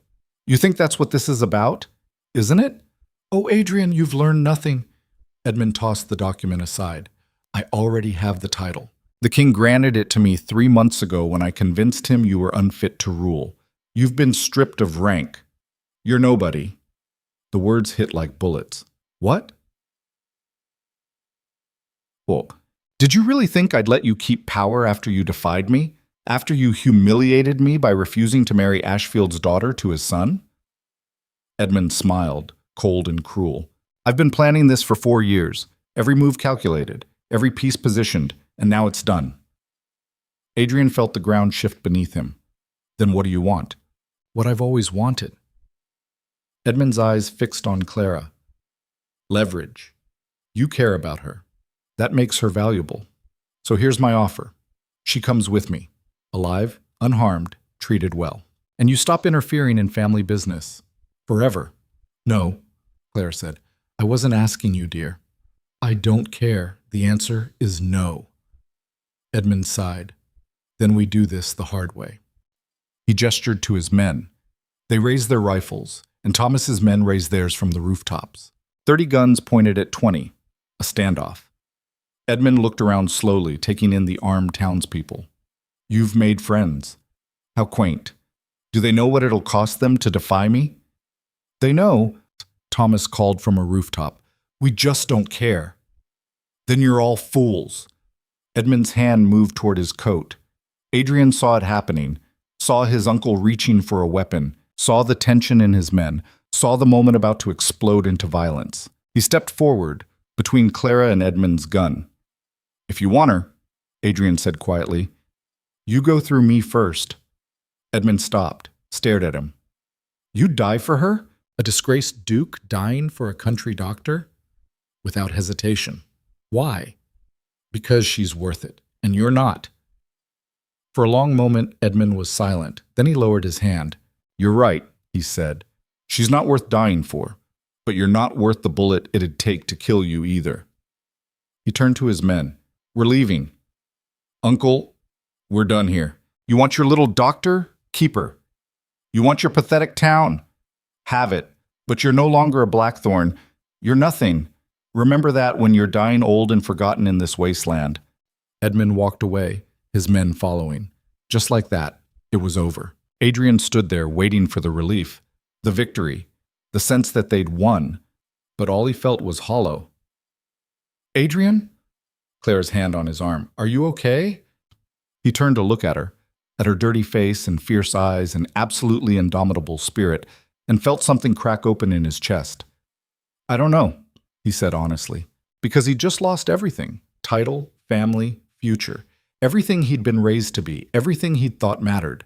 And he'd gained a life he had no idea how to live. Clara seemed to understand. She took his hand and led him away from the square, away from the watching eyes, back to the dispensary. Inside, she closed the door and turned to face him. Talk to me, she said. I don't know what to say. Then don't say anything. Just... She stopped, frustrated. Just be here, with me, right now. So he was. They sat on the floor of the dispensary as the sun set outside, not talking, just breathing the same air. Clara's hand in his, the world quiet for the first time in days. I'm scared, Adrian said finally. Of what? That I won't be enough. Without the title, without the power, just me. Clara squeezed his hand. You've never been just the title. That's the whole point. What if I fail? Then you fail, and you try again. She turned to look at him. That's what the rest of us do. We fail, we learn, we keep going. Welcome to being human. Adrian laughed despite everything. I'm not sure I know how to be human. Lucky for you, I'm a good teacher. They sat there until stars appeared in the window. And somewhere in the darkness, Adrian felt the weight he'd carried for 4 years finally begin to lift. Not completely, not easily. But enough. Morning came with rain hammering the roof like accusations. Adrian woke on the dispensary floor with a crick in his neck that felt permanent and Clara's coat draped over him like a blanket. She was already awake, standing at the window with a cup of coffee, watching the storm turn the street into a river of mud. You snore, she said without turning around. I don't snore. You absolutely snore like a saw going through wet wood. Adrian sat up, every muscle in his body filing formal complaints. How long have you been awake? Couple hours. Couldn't sleep. She finally looked at him, and her eyes were tired. Kept thinking about what happens next. Next? Your uncle's gone. The threat's over, which means you're free to leave. She said it casually, but her hands were white-knuckled around the coffee cup. Go back to whatever life you had before this. Before me. Adrian stood up, joints cracking. Is that what you want? What I want doesn't matter. It's the only thing that matters. Clara set down the cup hard enough that coffee sloshed over the rim. Don't do that. Don't make this about what I want. You just lost everything because of me. Your title, your family, your entire future. And now you're standing there like it's fine. Like you don't resent me for it. I don't resent you. You should. Her voice cracked. You should hate me. You should walk out that door and never look back because I've ruined your life twice now, and I... Adrian crossed the room and kissed her. It was softer than the last time, less desperate, more like a question than a declaration. When he pulled back, Clara was staring at him like he'd lost his mind. You didn't ruin my life, Adrian said quietly. You gave me a reason to build a new one. That's insane. Gee. Probably. But I meant what I said yesterday. I'm staying, if you'll have me. Adrian, you don't understand what you're agreeing to. This isn't some adventure. This is my life. Hard work. No luxury. No power. Just survival. I know. You'll be bored in a month. I won't. You'll miss your old life, man. I won't miss it for a second. Adrian took her hands, feeling the roughness of her palms. Clara, I've spent 27 years being a duke, and I was miserable. Every single day, I woke up knowing exactly what was expected of me, exactly what I was supposed to do, exactly who I was supposed to be, and none of it mattered. Adrian, let me finish. He took a breath. These past few days, working here, helping you, being part of this town, I felt more useful, more alive, more real than I ever did in a ballroom or a council chamber. So no, I don't want to go back. I want to stay here, with you, learning how to be human. Clara's eyes were wet. You're really sure about this? I've never been more sure of anything, even though I'm stubborn and angry and I throw things when I'm mad, especially because of that. She laughed through tears. You're an idiot. I know, but I'm your idiot. Yeah. She kissed him again, soft and brief. You really are. The door banged open and Garrett stumbled in, soaked to the bone. Your Grace, sorry, Adrian, we have a problem. Adrian reluctantly stepped back from Clara. What kind of problem? The kind where half the town's medical supplies are gone and the other half are ruined. Clara went very still. What? The storm. Water's been leaking through the dispensary roof all night. Back storage rooms flooded. Everything in there is either floating or destroyed. Clara pushed past them both and ran to the back room. Adrian followed. It was worse than Garrett had described. 3 inches of standing water covered the floor. Wooden crates had swollen and burst. Glass bottles floated like sad boats. Paper labels had dissolved into pulp. The smell of ruined herbs and spoiled tinctures was overwhelming. Clara stood in the doorway, staring at the destruction, her face absolutely blank. How much? She asked quietly. Garrett consulted soggy notes. Rough estimate?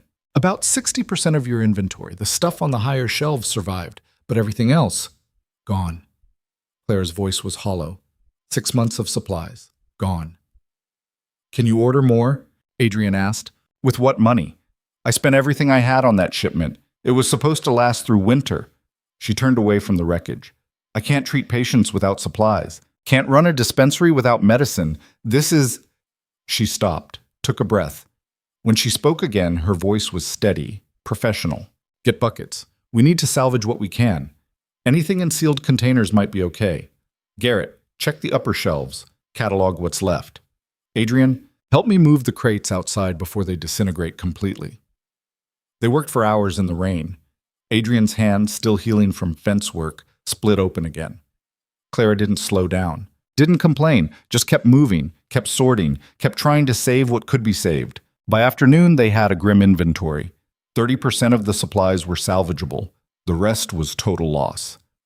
Clara did the math in her head, her lips moving silently. Then she set down her pencil. I can keep the dispensary open for maybe 6 weeks.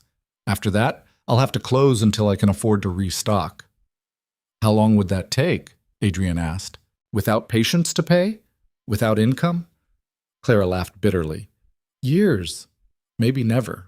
The weight of it settled over them like fog. Everything Clara had built, everything she'd fought for, threatened by weather and bad luck.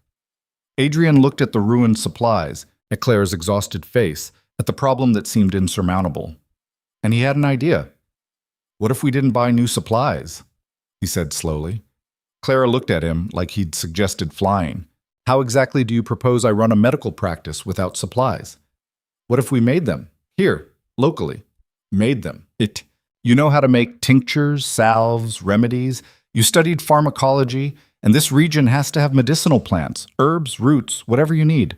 It does, but harvesting and processing takes time, equipment, knowledge. So we get help. Adrian's mind was racing now, pieces clicking together. This town has farmers who know the land. They could help identify and harvest plants. Sarah Mackenzie used to be a midwife. She'd know traditional remedies, and He stopped. You what? I can read, I can research, I can organize. Adrian gestured to the medical texts lining Clara's shelves. What if we turn this into something bigger? Not just you treating patients, but teaching others. Training people. Creating a supply chain that doesn't depend on outside merchants. Clara stared at him. That's insane. Is it? It would take months. We'd need volunteers. We'd need equipment I don't have. We'd need exactly what this town already has. People who owe you their lives and want to help. Adrian grabbed her hands. Clara, you've spent 4 years doing everything alone. What if you didn't have to anymore? For a long moment, she didn't respond. Then, slowly, something shifted in her expression. Not quite hope, but not quite defeat either. It might work, she said quietly. It will work. You don't know that. No, but I believe it, and that's enough to start. Clara looked at the ruined supplies, then at Adrian, then back at the supplies. Okay, she said finally, let's try. They called a town meeting that evening. Half of Millbrook's End crammed into the church, the only building large enough to hold everyone.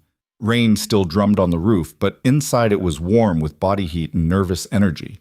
Clara stood at the front, looking smaller than Adrian had ever seen her, but when she spoke, her voice carried.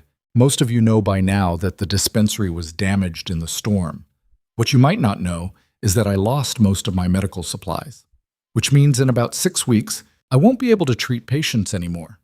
Murmurs rippled through the crowd. Worried faces, mothers holding children, old men who'd relied on Clara's care. But, Clara continued, raising her voice, there might be another way, a harder way, a way that requires all of us working together. She explained the plan, harvesting local medicinal plants, processing them into usable remedies, teaching others the skills she'd learned, creating a self-sufficient system that didn't depend on distant suppliers or expensive shipments. When she finished, silence filled the church. Then Thomas Garrett stood up. What do you need from us? Clara blinked. What? You said you need help. What kind of help? Clara glanced at Adrian, who nodded encouragingly. I need people who know the land, who can identify plants, who can help harvest and process raw materials. I can do that, a farmer named John said. My mother was an herbalist, taught me which plants do what before she passed. I can help too, Sarah Mackenzie added. Been making remedies for my family for 30 years. I've got a barn you can use for drying herbs, someone else offered. I can build whatever equipment you need, the blacksmith said. One by one, people stood up, offering skills, time, resources, things Clara had never asked for because she'd learned not to expect help. Adrian watched her face as it happened, the shock giving way to something that looked dangerously close to hope. I can't pay you, Clara said, her voice rough. I don't have money for wages. Don't want money, Thomas said. Want our doctor to keep being our doctor. That's payment enough. Clara looked like she might cry. Instead, she straightened her shoulders and nodded. Then let's get to work. The next morning, despite the rain finally breaking, 20 people showed up at the dispensary ready to work. Clara organized them like a general commanding troops, sending groups out to harvest specific plants, setting up processing stations in Sarah's barn, creating detailed lists of what they needed and who could provide it. Adrian found himself assigned to research. Clara handed him a stack of medical texts and pointed to her desk. Find everything about local medicinal plants. Cross-reference with what we can actually process here. Make lists. Be detailed. Yes, ma'am. And Adrian? She paused at the door. Thank you for this, for believing it could work. I always believed in you. I know. That's what scares me. She left before he could ask what she meant. Adrian spent the day buried in books. Turns out medical botany was fascinating in a way Latin poetry never had been. He learned that willow bark reduced fever, that yarrow stopped bleeding, that chamomile calmed nerves. He made lists of plants, their uses, how to prepare them, what parts to harvest. By evening, he had 30 pages of notes and the beginning of something that looked like a real plan. Clara came back after sunset, covered in mud and plant matter, looking exhausted but energized. How'd it go? Adrian asked. We harvested enough willow bark to make fever tincture for a month. John found a patch of comfrey for poultices. Sarah's already started processing chamomile. She dropped into a chair. It's actually working. Told you it would. Don't gloat, we've got a long way to go. But she was smiling. Over the next 3 weeks, the dispensary transformed. What had been Clara working alone became Clara teaching a dozen people how to identify plants, process herbs, compound remedies. Sarah Mackenzie became her unofficial second-in-command, taking charge of the harvesting teams. John trained younger farmers in plant identification. The blacksmith built a proper still for making tinctures. And Adrian discovered he was good at organizing chaos. Really good. He created systems for tracking inventory, schedules for harvesting, documentation for every process. His years of managing ducal estates translated surprisingly well to managing a medical supply operation. "You're good at this, sir," Clara said one night, reviewing his latest inventory report. "At making lists?" "At seeing the whole picture. At understanding how pieces fit together." She set down the report. "You would have made a good duke. If you'd wanted to be." "I didn't want to be. I know. But you could have been." Adrian thought about that, about the life he'd left behind. "Maybe, but I wouldn't have been happy. I would have been good at it and miserable doing it. And now I'm good at something I actually care about.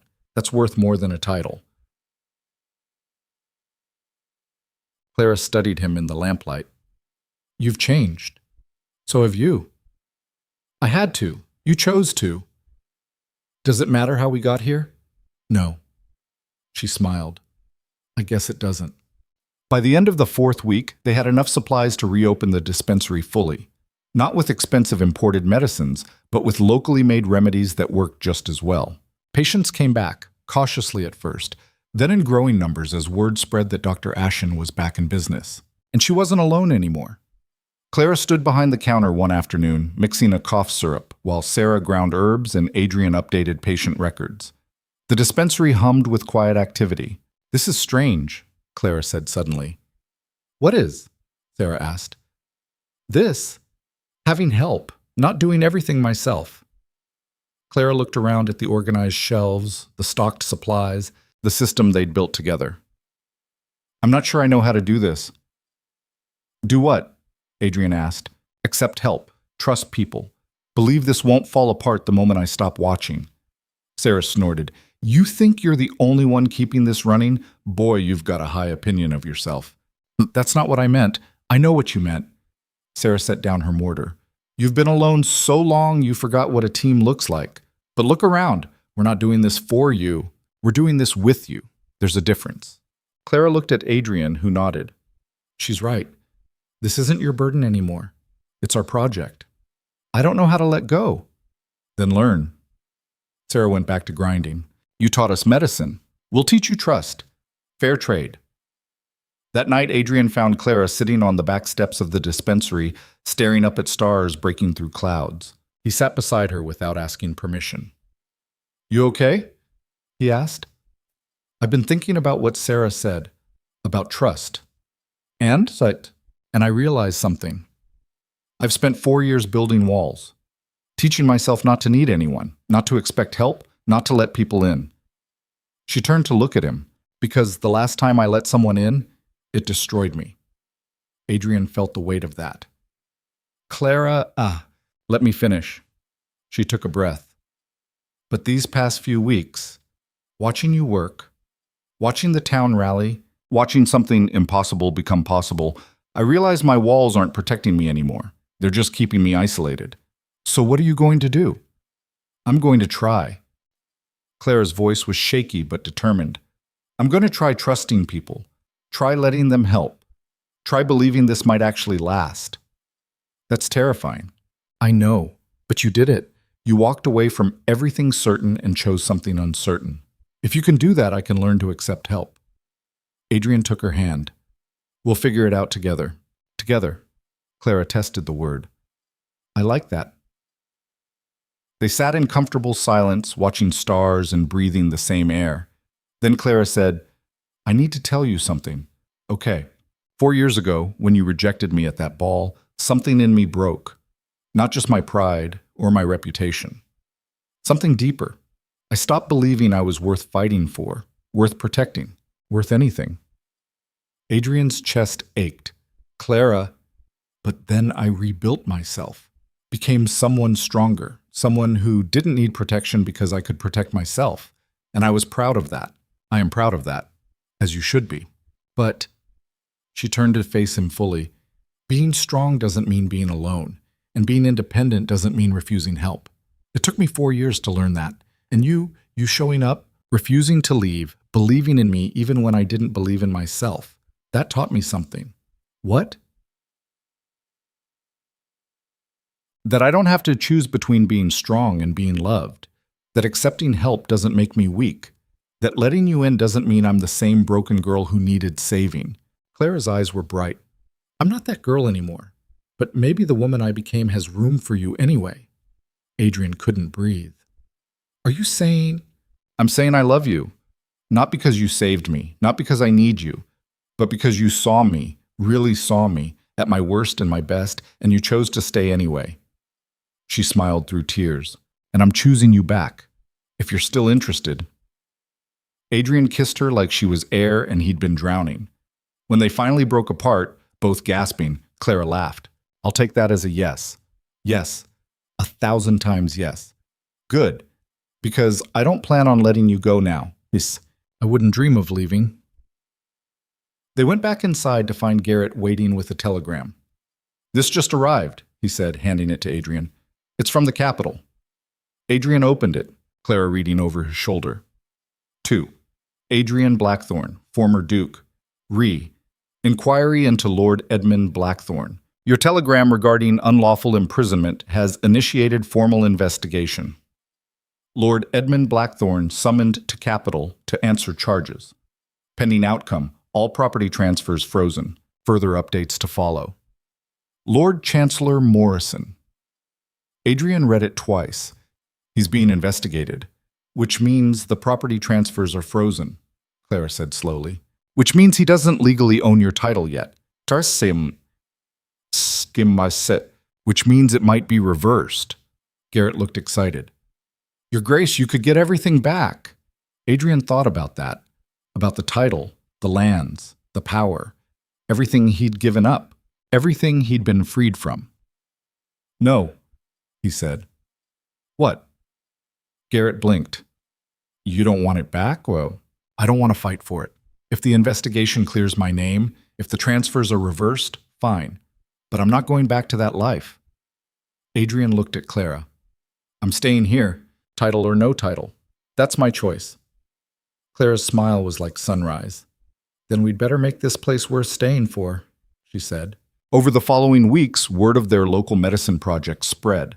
Other towns sent representatives asking how to replicate the system. Clara found herself teaching not just locals but visitors from 3 provinces over. What had started as a desperate solution became a model, and Adrian discovered he loved teaching almost as much as organizing. He helped train others in documentation, inventory management, sustainable harvesting practices, made himself useful in ways that mattered. One morning, a formal-looking carriage arrived in town. Out stepped a woman in expensive clothes who introduced herself as Lady Victoria Ashford, a distant relative of Clara's who'd heard about the dispensary. I came to see if the rumors were true, Victoria said, looking around with obvious skepticism, that my cousin had built something remarkable out of nothing. Clara bristled. I'm not your cousin. My father drank away any family connections we might have had. Nevertheless, Victoria's expression softened. I knew your mother before she passed. She would be proud of what you've accomplished here. Clara's face went carefully blank. What do you want? To help. I have resources, money, connections to medical schools who might be interested in your methods. Victoria pulled out a letter. And I have this, a formal petition to the medical council requesting they recognize your dispensary as a teaching institution. If approved, you could train official physicians here. Grant actual degrees. Clara took the letter with shaking hands. Why would you do this? Well, shush. Because you're doing something important, something that matters. And because family helps family, even when they're estranged. Victoria smiled. Also because I hate my husband and spending his money on worthwhile causes irritates him immensely. Despite everything, Clara laughed. They spent the afternoon discussing possibilities. Victoria's resources, combined with Clara's knowledge and the town's support, could create something unprecedented, a medical school that trained doctors in practical, accessible medicine. Not just for the wealthy, but for everyone. This could change everything, Clara said as Victoria's carriage prepared to leave. That's the idea. Victoria leaned out the window. I'll be back next month with contracts and funding proposals. Think about what you'd need to make this work. As the carriage disappeared, Clara turned to Adrian. Did that just happen? I think so. I'm going to run a medical school. Apparently.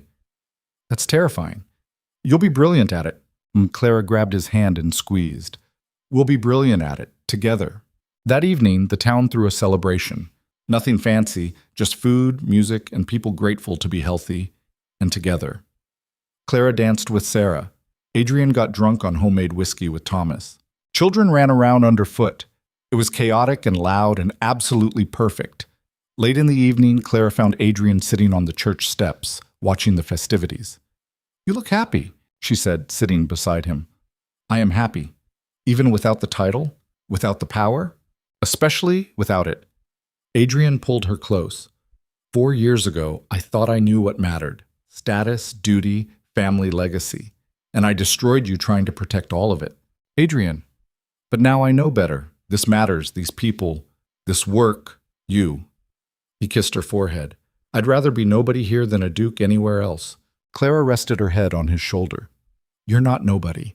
You're the man who helped save my dispensary, who organized an entire medical supply operation, who believed in something impossible until it became possible.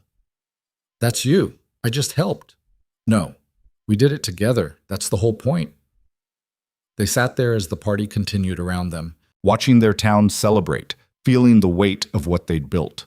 And for the first time in 4 years, Adrian felt like he was exactly where he belonged. Not because of a title or a birthright, but because he'd chosen it, and been chosen in return. Winter came early that year, turning Millbrook's End into a snow-covered postcard that would have been picturesque if it wasn't also freezing and miserable. Adrian woke to frost on the inside of the window, and Clara already gone from bed. He found her downstairs in the dispensary, wrapped in 2 coats and breathing visible clouds while she prepared medicines by lamplight. It's 4 a.m, he said. Mrs. Peterson's baby has croup. She'll be here at dawn. Clara didn't look up from measuring tincture. An old man Crawford's rheumatism gets worse in cold weather. He'll need more willow bark ointment. You need sleep. I need to keep people alive. Sleep can wait. Adrian recognized that tone, the one that meant arguing would be pointless. So instead, he built up the fire, made coffee strong enough to wake the dead, and started organizing the day's supply orders. They worked in comfortable silence until sunrise painted the snow gold. You don't have to do this, you know, Claire said suddenly. Do what? Wake up at 4 a.m. Work yourself to exhaustion. Live like this. She finally looked at him, her eyes tired but serious. The investigation's been going on for 2 months. Any day now, they might restore your title. You could go back. I don't want to go back. Adrian, I mean it. He crossed to her, took the measuring spoon from her hands. I wake up every day in a freezing room, work until my hands hurt, and go to bed exhausted. And I've never been happier. Because this matters. Because we matter. Because I'd rather freeze with you than be comfortable anywhere else. Claire's expression softened. You're still an idiot. You're idiot. Yeah. She kissed him, brief and warm. My idiot. Mrs. Peterson arrived just after dawn with a wheezing baby. Clara worked her magic, steam treatments, herbal remedies, calm instructions. By the time mother and child left, the baby was breathing easier and Mrs. Peterson was crying with relief. Thank you, Dr. Ashen. I don't know what I'd do without you. You'd figure it out, but I'm glad you don't have to. 3 more patients followed, then 5 more, then a steady stream that didn't stop until well after dark. This is getting unsustainable, Garrett said that evening, reviewing the patient log. You're seeing 40, 50 people a day. You can't keep this pace. What choice do I have? Clara slumped in her chair. They need help. Then we need more doctors. Adrian looked at the proposal Lady Victoria had sent. The medical school. We need to move faster on it. That'll take months to set up, maybe years. Then we start training people now, informally. Sarah already knows basic medicine. John understands herbalism. We teach them more, let them handle simpler cases. You focus on the serious ones. Clara rubbed her eyes. That could work, but it'll take time we don't have. Then we make time. A knock at the door interrupted them. Garrett opened it to find a courier holding an official-looking envelope sealed with the royal crest. "Telegram for Adrian Blackthorne," the courier said. Adrian's hands shook as he opened it. Clara stood beside him, reading over his shoulder. "To Adrian Blackthorne. Investigation conclusion. Formal inquiry into Lord Edmund Blackthorne has concluded. Evidence of unlawful imprisonment, coercion, and fraudulent property transfers confirmed. Lord Edmund stripped of all titles and lands, pending criminal trial. All transfers made in past 5 years declared void. Dukedom of Blackthorne restored to rightful heir. Your immediate return to capital required to assume duties by order of His Majesty the King." The silence that followed was absolute. "You won," Garrett said quietly. "Your Grace, you won. Everything's restored." Adrian read the telegram again. Restored. Everything he'd lost. The title, the lands, the power. All of it back. All of it requiring him to leave. "When do you go?" Clara's voice was carefully neutral. "I don't." "Adrian, that's a royal summons. You can't just ignore it." Watch me. You'll be arrested, charged with contempt. Then they can arrest me. I'm not leaving." Clara grabbed the telegram from his hands. "Listen to yourself. You've spent 2 months building a life here, building something that matters. And now you want to throw it away because you're afraid of being a duke again. It bars it's. I'm not afraid. You are. You're terrified that going back means becoming the person you used to be. But Adrian, you're not that person anymore. You've changed, and you can take that change with you." "You don't understand. I understand perfectly." Her eyes blazed. "You think you have to choose between power and purpose, between being a duke and being a good person. But that's not true. You could be both. You could use that title to do real good, to change things on a scale we can't reach here. Or I could stay and keep helping you. I don't need you to help me. I need you to be who you're meant to be." Clara's voice cracked.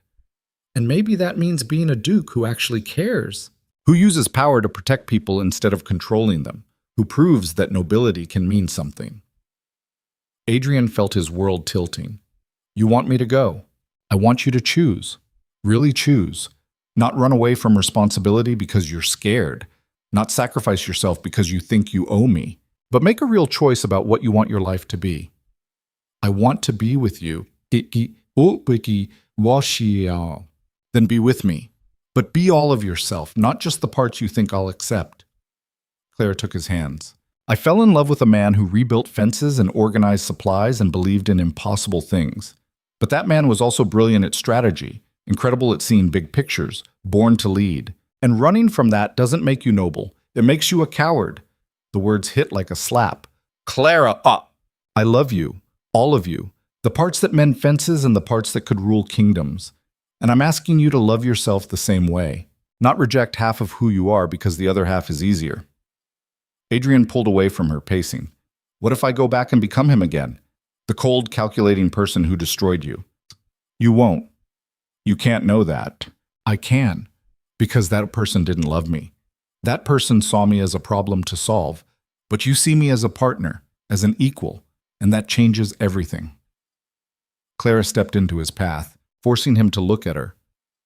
"Go to the capital, assume your title, use your power to do good, and then come back to me. Not because you're running away from something, but because you're running towards something.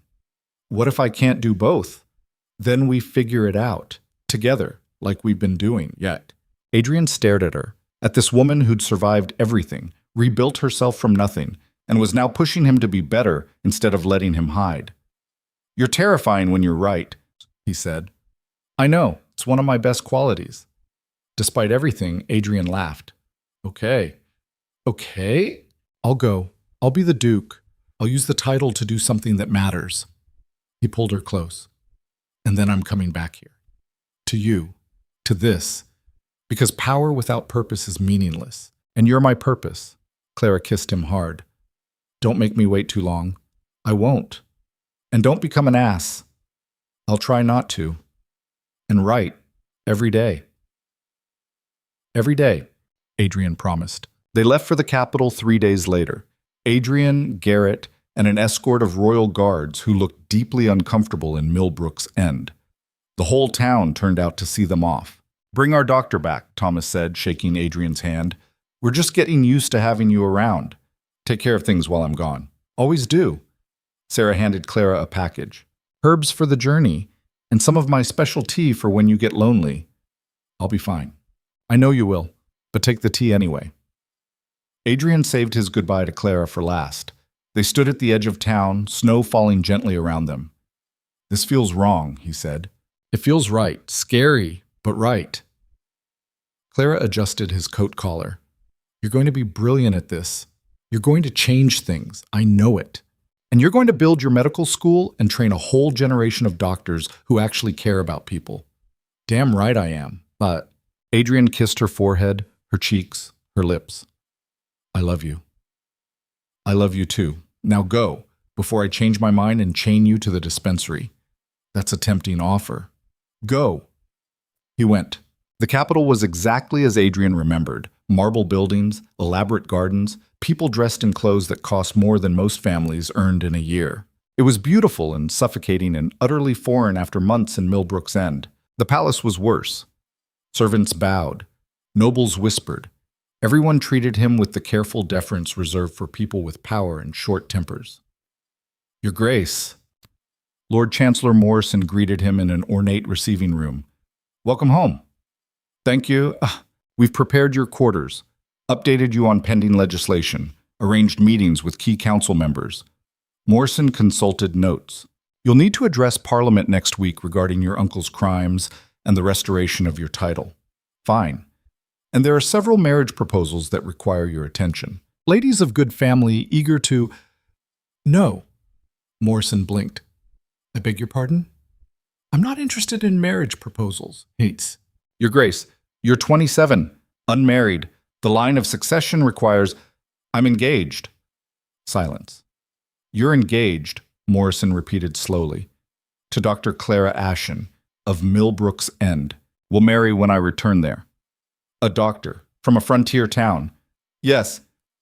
Morrison's face was a masterclass in controlled horror.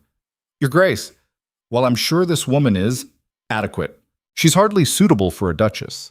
Her family, her background is that she survived abuse, built a medical practice from nothing, and saved more lives in 4 years than most nobles do in a lifetime." Adrian's voice went cold. "And she's the smartest, strongest, most capable person I know. So yes, she's suitable. Any other concerns?" Morrison opened his mouth, closed it. "No, Your Grace, and good. Now, about that legislation. I have some proposals." Adrian spent the next month systematically upending every expectation. He reviewed laws with an eye toward helping common people instead of protecting noble privilege. He redirected funds from palace renovations to building hospitals in poor districts. He established grants for training doctors and teachers. And he fought, every day, against nobles who thought he'd gone mad, against traditions that prioritized appearance over substance, against a system designed to maintain power rather than serve people. It was exhausting, frustrating, infuriating. It was also exactly what Clara had said it would be, a chance to use power for purpose. He wrote to her every night, long letters about political battles and small victories, about the loneliness of making hard choices and the satisfaction of watching good ideas become real policies. She wrote back about the medical school taking shape, about Sarah and John running clinics, about patients and successes and failures, about missing him but being proud of what he was building. 2 months in, Adrian proposed a radical new law, free medical training for anyone who wanted it, funded by taxes on the wealthiest estates, including his own. The council erupted. "You can't be serious," Duke Hartford sputtered. "Tax ourselves to train commoners? It's madness." "It's necessary," Adrian said calmly. "We have a shortage of physicians. People are dying because they can't access care. This solves both problems." Baman. By punishing success, by asking those with resources to contribute to the common good. That's not punishment, that's responsibility. The debate lasted 3 hours. Adrian presented data, cited examples from Millbrook's End, made his case with the precision of someone who'd learned strategy at a master's feet and compassion from someone even better. When the vote came, it passed by a single vote. Adrian walked out of Parliament and immediately wrote to Clara, "We did it. Medical training will be free. Your model is going national. Come to the capital. I need you here." Her response came 2 days later. "Not yet. Still building here, but soon. Proud of you. Love you. Don't let them make you boring." Adrian laughed and went back to work. 3 months after leaving Millbrook's End, Adrian returned. The town had changed. The dispensary was twice its original size, a new wing built specifically for teaching. Students walked the streets carrying medical texts. Sarah ran a clinic in the old barn. John led harvesting expeditions like a general commanding troops. And Clara stood in the middle of it all, directing chaos like conducting an orchestra. She didn't see him at first. Adrian watched her teach 3 students how to set a broken arm, her voice patient and clear, her movements confident. This was what she'd been meant for. Not survival, not isolation, but leadership, teaching, building something that would outlive her. "You gonna stand there all day?" Clara called without looking. "Or are you going to help?" Adrian crossed to her. "How did you know I was here?" "You breathe loud. Also, the whole town's been watching for your carriage for 3 days." She turned to face him, and her smile was bright enough to hurt. "Welcome home." "I'm home," Adrian agreed. They kissed while students whistled, and Sarah shouted at them to get a room. That night, alone in Clara's quarters above the dispensary, they talked until dawn. About everything that had happened, everything they'd built, everything still ahead. "The king wants to tour the medical school," Adrian said. "He's impressed by what you've accomplished. He can tour if he doesn't get in the way." "Clara, he's the king. And I'm busy. He'll understand." She curled against him. "Are you staying this time?" "For a while. Then I need to go back. There's legislation pending, treaties to negotiate, responsibilities I can't ignore. So you'll go back and forth. If that's okay. It's not ideal, but it works." Clara traced patterns on his chest. "You were right, you know, about using power for purpose. You've changed more in 3 months than most nobles do in lifetimes. I had a good teacher." "You had yourself. I just pointed you in the right direction." They lay in comfortable silence, listening to the town settle for the night. "Marry me," Adrian said. Clara propped herself up on one elbow. "You already asked me to marry you, remember? In that terrible proposal where you said we should probably get married because it made political sense?" "That was a terrible proposal. This is a better one." Adrian sat up, taking her hands. "Marry me because I love you. Because you challenge me and terrify me and make me want to be better. Because I can't imagine building a life with anyone else. Because even when we're apart, you're the first thing I think about and the last thing I remember. Marry me not because it's practical or political, but because it's what I want more than anything." Clara's eyes were wet. "That's a much better proposal." "So? So yes, obviously yes, you idiot." Adrian kissed her, tasting salt from her tears in his own. "When?" he asked. "When we're ready, when the medical school's stable, when you've passed all your reforms, when we have time to breathe." Clara smiled. "No rush. I'm not going anywhere, and neither are you." "Never again." "Good. They married in spring in Millbrook's End, with the whole town watching and half the capital in attendance because Adrian was still a duke and some traditions couldn't be ignored. Clara wore a simple dress she'd made herself.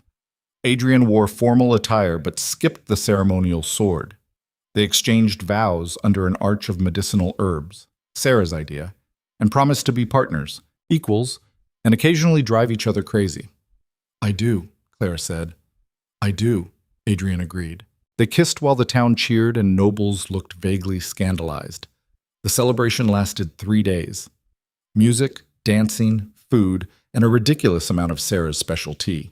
The king himself attended, much to Clara's annoyance, and spent the evening asking her medical questions that she answered with impressive patience. "Your wife is remarkable, Don," the king told Adrian. "I know." And terrifying, that too. You're a lucky man. Every day.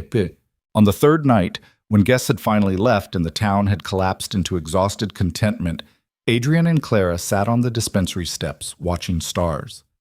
How does it feel? Clara asked. Being married to a commoner? How does it feel being married to a duke? Weird, but good weird. Same. Clara leaned against him. What happens now? Now we keep building. You run the medical school. I push reforms. We visit each other when we can. We argue about whose work is more important. My work is definitely more important. See? Already starting. Adrian kissed her temple. And eventually, we build something neither of us could have built alone. A life. A legacy. Proof that power and purpose can coexist. That's very poetic. I'm a duke. We're supposed to be poetic. You're also a fence mender and supply organizer. And a husband. And an idiot. You're idiot. Forever, Clara agreed. Years passed. The medical school grew into a teaching hospital that trained hundreds of physicians. Adrian's reforms transformed healthcare access across the kingdom. They split time between the capital and Millbrook's End, building two lives that somehow formed one whole. It wasn't perfect. They fought about schedules and priorities and whose turn it was to compromise. Adrian struggled with balancing ducal duties and the hands-on work he loved. Clara wrestled with managing an institution that grew beyond anything she'd imagined. But they made it work, because they'd chosen each other, kept choosing each other. Through arguments and exhaustion and moments when neither of them knew what they were doing. 5 years after their wedding, Clara stood before the Royal Medical Council presenting a proposal to establish teaching hospitals in every province. Adrian sat in the back, watching her command a room of skeptical nobles with the same fierce competence she'd once used to run a one-room dispensary. Medical care shouldn't depend on wealth or geography, Clara said. Everyone deserves access to trained physicians. Everyone deserves to be healthy. And if we build this network, we can make that happen. The cost, someone started. The cost of doing nothing is higher. People dying of treatable conditions, children losing parents, families destroyed by preventable illness. Clara's eyes were hard. We have the knowledge. We have the methods. All we need is the will to act. The proposal passed unanimously. Adrian met her outside the council chamber. You are brilliant. I was loud and demanding. That too, but mostly brilliant. Clara smiled, tired but satisfied. We're really doing this, changing everything. We are. Think it'll last? I think we're building something too strong to fall apart easily, and I think the people we've trained will keep building after we're gone. Adrian took her hand. We started something that matters. That's enough. Is it? It's everything. They walked through the palace gardens as sunset painted the sky impossible colors. Around them, the capital bustled with evening activity. But in their small bubble of quiet, it was just them. Do you ever regret it? Clara asked. Giving up the life you could have had? Which life? The one where I was miserable and alone? No, never. Not even a little? Clara, I wake up every day next to someone I love. I do work that matters. I have purpose and partnership and a life I chose instead of one that was chosen for me. Adrian stopped walking, turning to face her. 4 years ago, I thought I knew what I wanted. Power, control, a life that looked perfect from the outside. But I was hollow inside. You changed that. This changed that. I didn't change you. You changed yourself. You showed me it was possible. That's enough. Issa. Clara kissed him, soft and brief. I love you. I love you too. Even when you're demanding and stubborn and refuse to let me win arguments. Especially then. Especially then, Adrian agreed. They walked back to their quarters, smaller than Adrian's ducal apartments, but shared, which made them perfect. Clara changed out of formal clothes into something comfortable. Adrian built a fire against the evening chill. What's next? Clara asked, settling beside him. Tomorrow we review the Northern Province Hospital proposals. Next week we visit Millbrook's End to check on Sarah's clinic. Next month there's a diplomatic meeting about sharing medical knowledge with neighboring kingdoms. Busy schedule, always. Good. Clara smiled. I'd be bored otherwise. You're never bored. You create projects when you run out of real work. That's called being productive. That's called being unable to sit still. Clara laughed and kissed him to end the argument. Outside, the capital prepared for night. Inside, two people who'd found each other in the wreckage of broken expectations sat together, planning futures and building dreams. Adrian thought about the man he'd been 4 years ago, cold, calculating, alone. That man had destroyed the woman he loved to protect her from a threat that hadn't required destruction.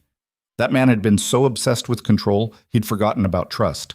That man was gone, replaced by someone who knew that power without partnership was tyranny, that protection without respect was imprisonment, that love meant choosing someone every day, not once in a grand gesture.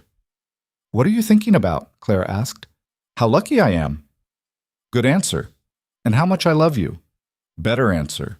And how we're going to change the world." "Best answer." Clara settled against him. "Together. Always together, shit." Years later, when historians wrote about the medical reforms that transformed the kingdom, they would credit Duke Adrian Blackthorne's vision and Dr. Clara Ashen's methods. They would talk about unprecedented partnership between nobility and common people, about a love story that changed policy. But they would miss the important part, that it started with destruction and survival. With a man who learned that power means nothing without purpose.